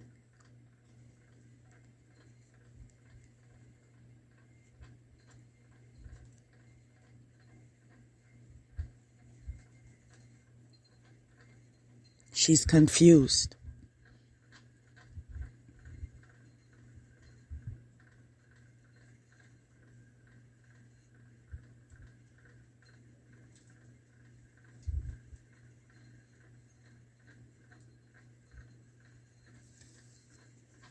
That's connect to release, which is connected to home, which is connected to moon. Following divination is discontent and boredom.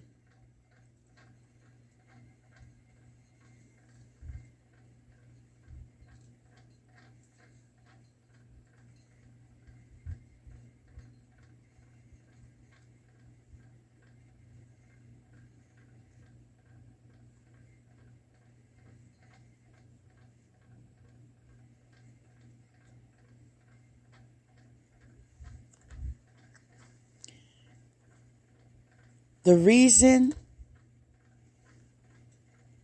in connection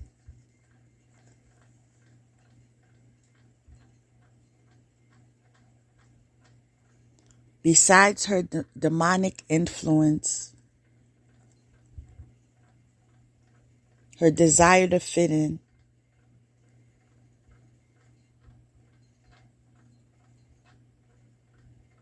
her karmic debt,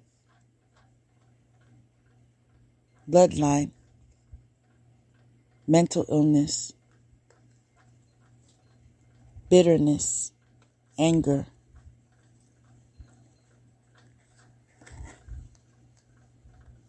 risky behavior, guilt,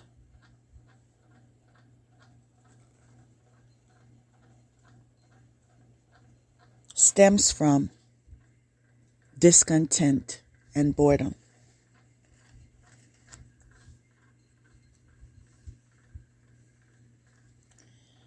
Next card is cornucopia.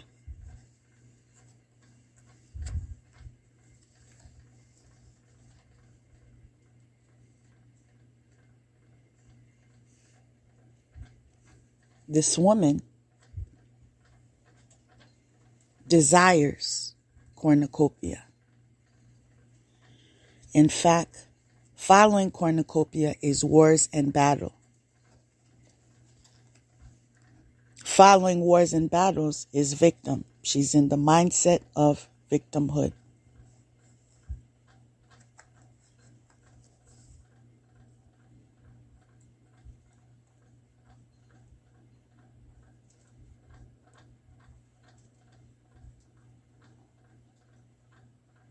Great mystery.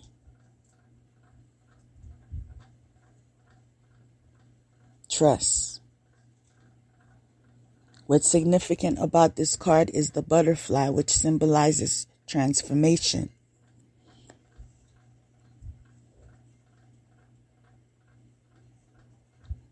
She has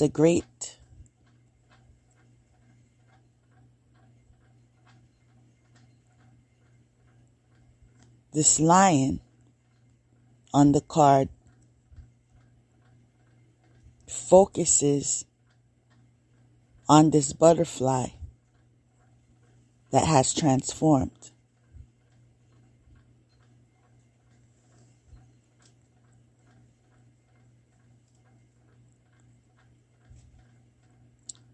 The butterfly is a great mystery to this lioness.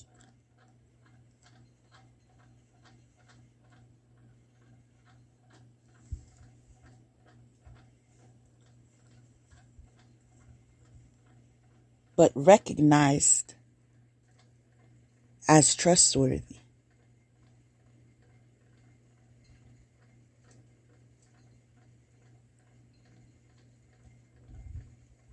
Because of the processing that occurred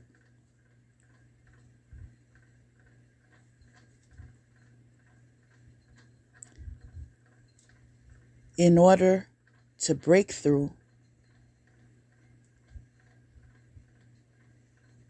the obstacles, the challenges,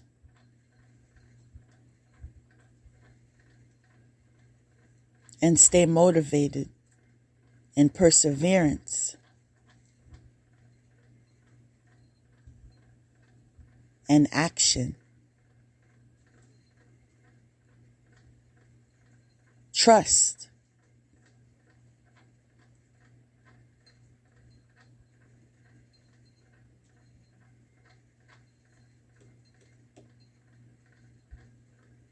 is accredited.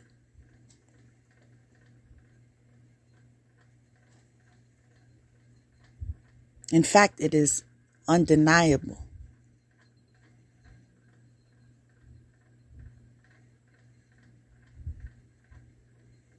The butterfly's ability and skill and transformation.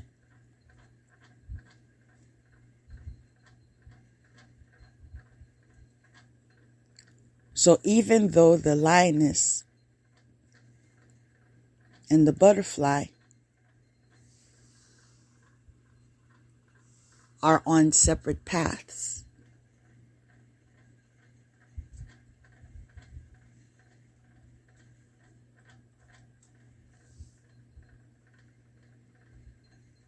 the lioness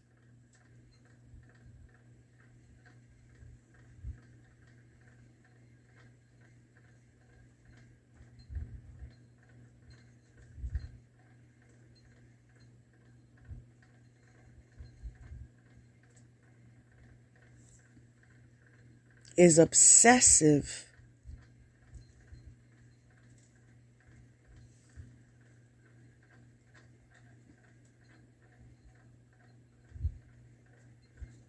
in focus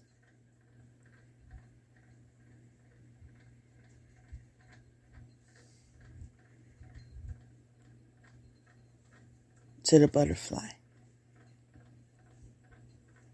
Now, it's also being brought to my attention that the great mystery, trust,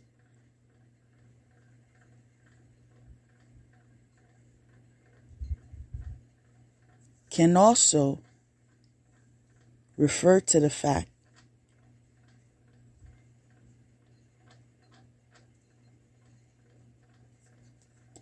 that this lioness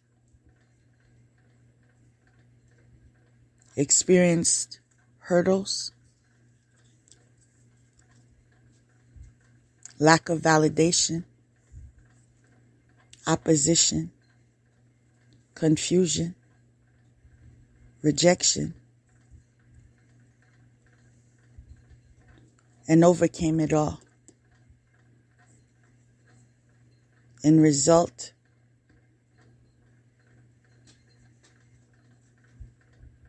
carrying the energy of a great mystery in its witness of transformation.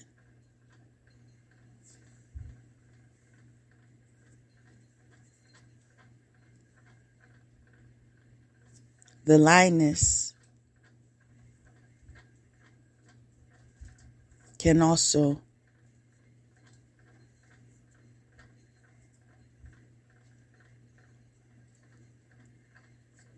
be a butterfly symbolically.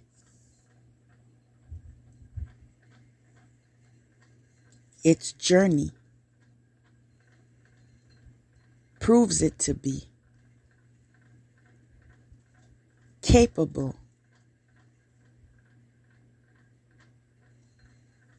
and trustworthy. Next card is spiritual strength.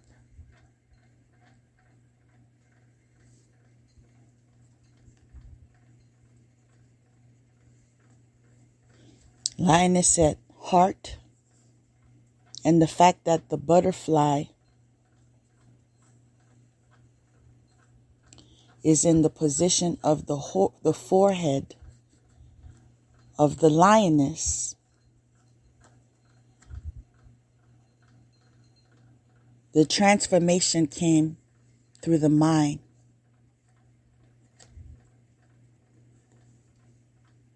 Mind over matter.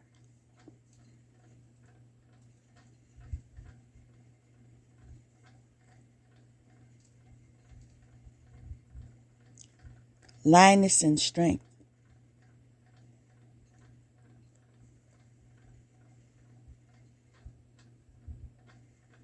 But the position of the butterfly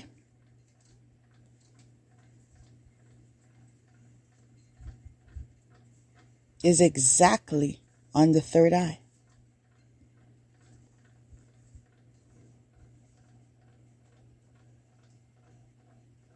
In fact, the butterfly is a shade of purple.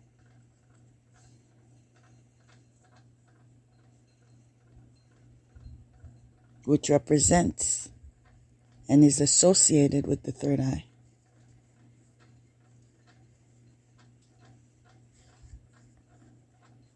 Which in flow enforces the messages being revealed as spiritual strength.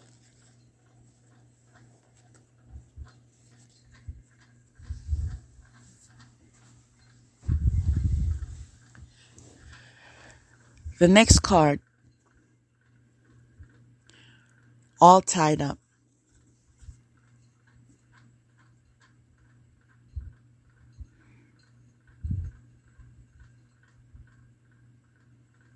There was a binding that was made. And because the next card is the arts, I also know the binding that was made is in relation to the fact that this woman that was binded was creative.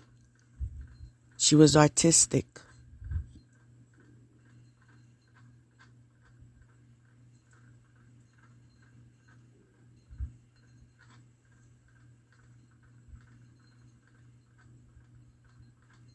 She attracted attention. In fact, the next card is expansion.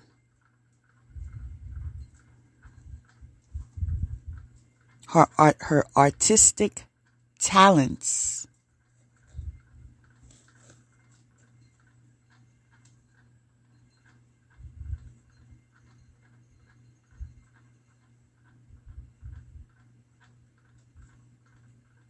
comes with expansion. Following expansion is fire, passion. She has a passion for the arts. She has a passion for expansion.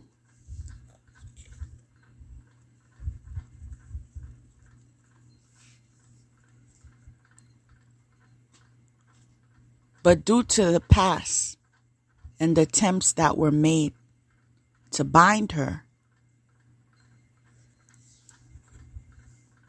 following fire, passion is moving on.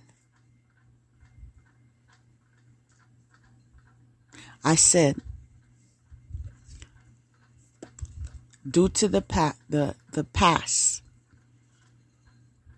and when I said the past, the card fell out of my hand. That's telling me attempts are still being made to bind her. Not just the past. It's still being made. In fact, the dropping of the card is telling me attempts are being made for her to fall down, for her not to succeed.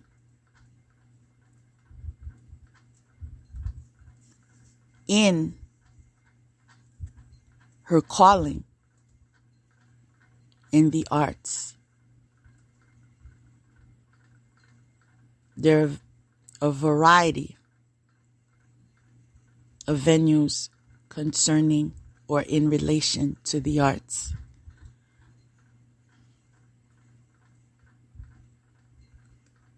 But she's called to the arts. She's destined to find expansion in her calling. She was born with a passion, a fire. And due to her passion. The next card is moving on. Detaching from people, places, and things that are no longer in alignment with her highest good. Next card is contract. Next to door to personal healing and happiness. The fact that these two cards fell to the side. Attempts are being made to manipulate energetically contracts and the door to personal healing and happiness. But following the attempts to interfere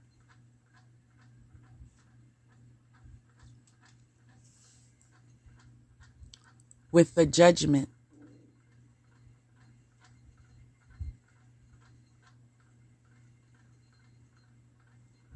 afforded by the spiritual realm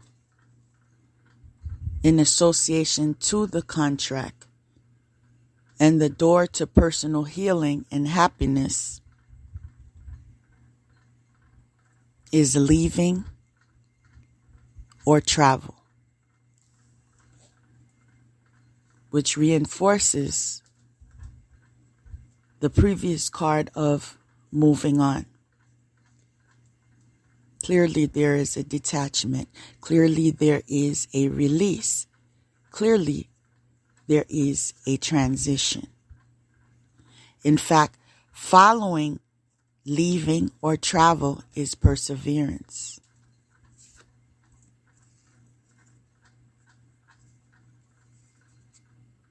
Then the card of the lower world, which is the past. Okay. As she travels, leaves, or moves on, she ascends,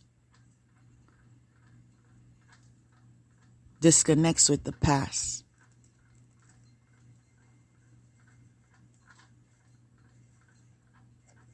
Rises to the occasion of arriving to her highest potential and finding the next card, which is harmony.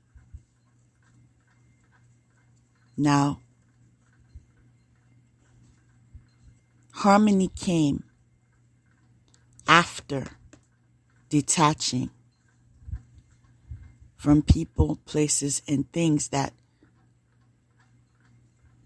were no longer in alignment with her highest good, with things that wanted to bind her, with things that wanted to bring her death, with things that wanted to interfere with her expansion, with things that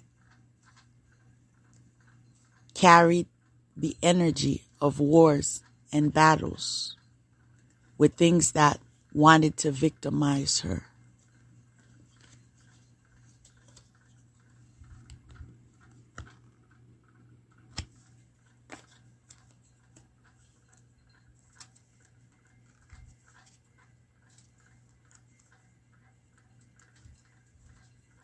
There was a need for change in direction.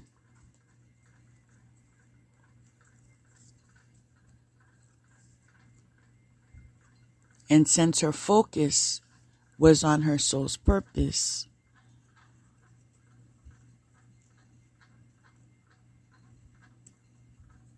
there was a shift in her world.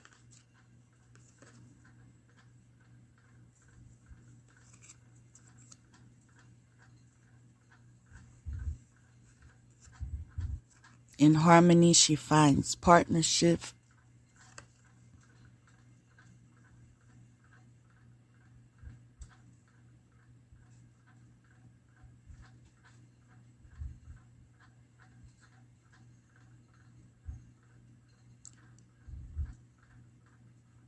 She finds attentiveness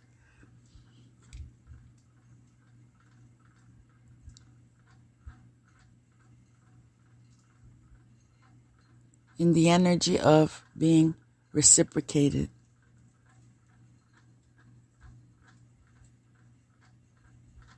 And love in its purest form.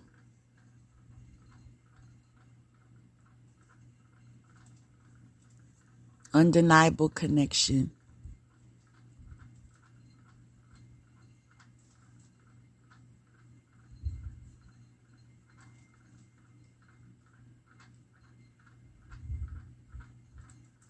Flourishing and growth.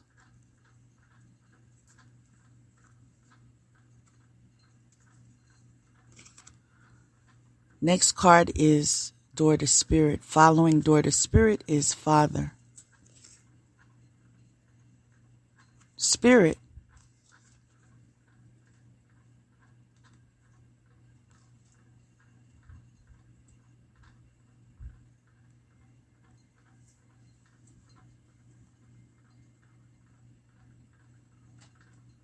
brought awareness to fatherhood. In fact, fatherhood is connected to trickery.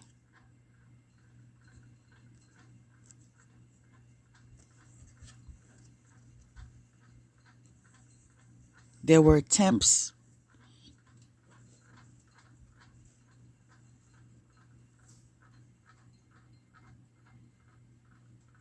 to be deceitful, to be dishonest,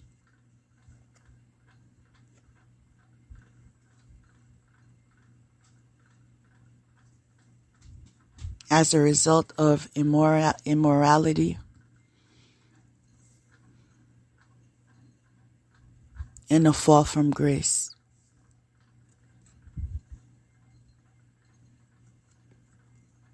But because of the connection to God,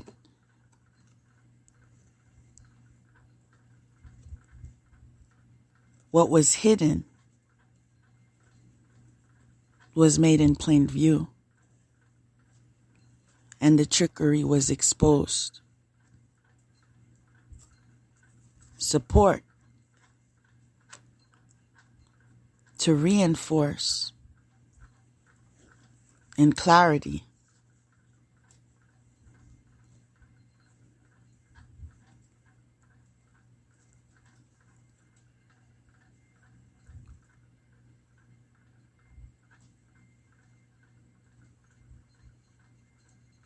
brought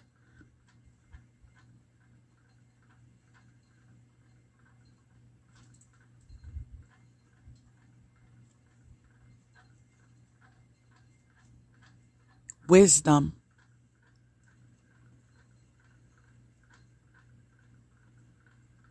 Support came in wisdom. It came in transformation. It came in resilience.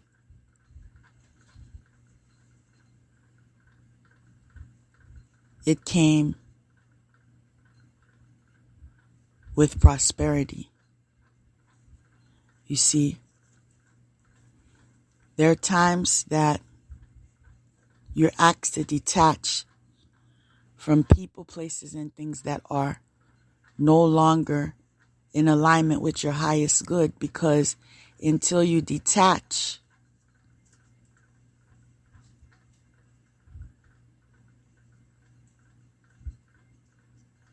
you will not be granted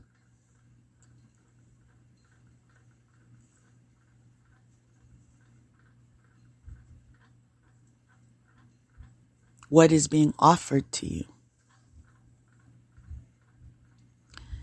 And I'm being led to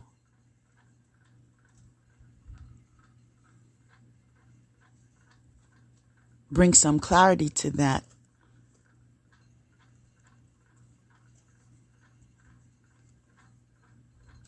Due to the misdirection that many of you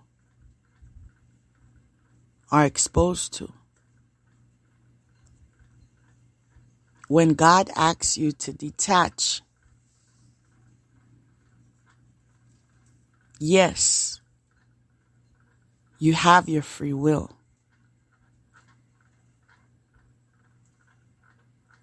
But don't forget, yes, every action has a reaction. And some of you who refuse to leave whatever's holding you back from alignment,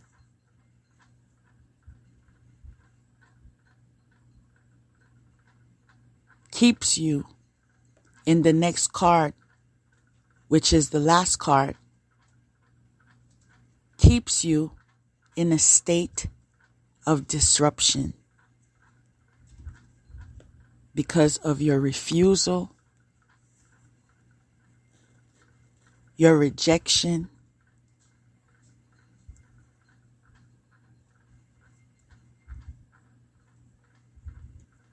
your resistance to alignment. Those of you that believe statements being made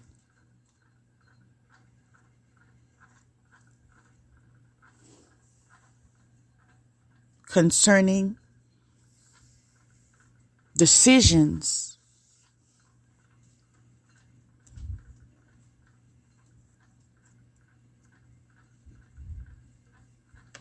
that you have the last say regarding, please be advised that every action has a reaction. Those of you that choose to stay connected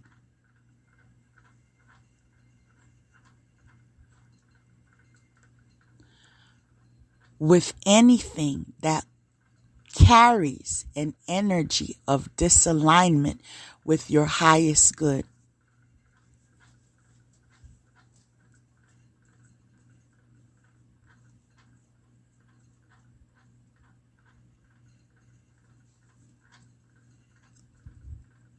is forfeiting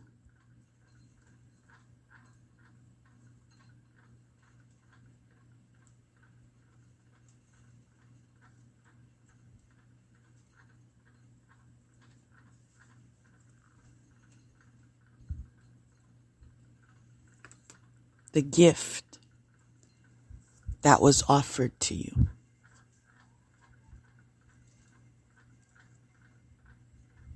So in your free will, understand that although they say, quote unquote, that you can go in any that direction, that you can't make a wrong move, that you won't lose either way. Keep in mind that every action has a reaction. In fact, your action can lead you to disruption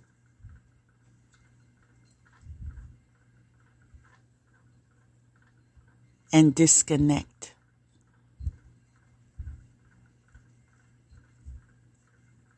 from the gifts that were offered.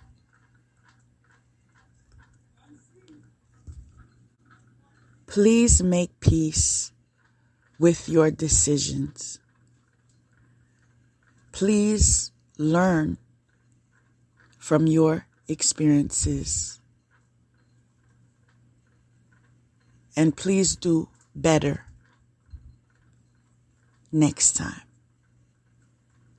With that,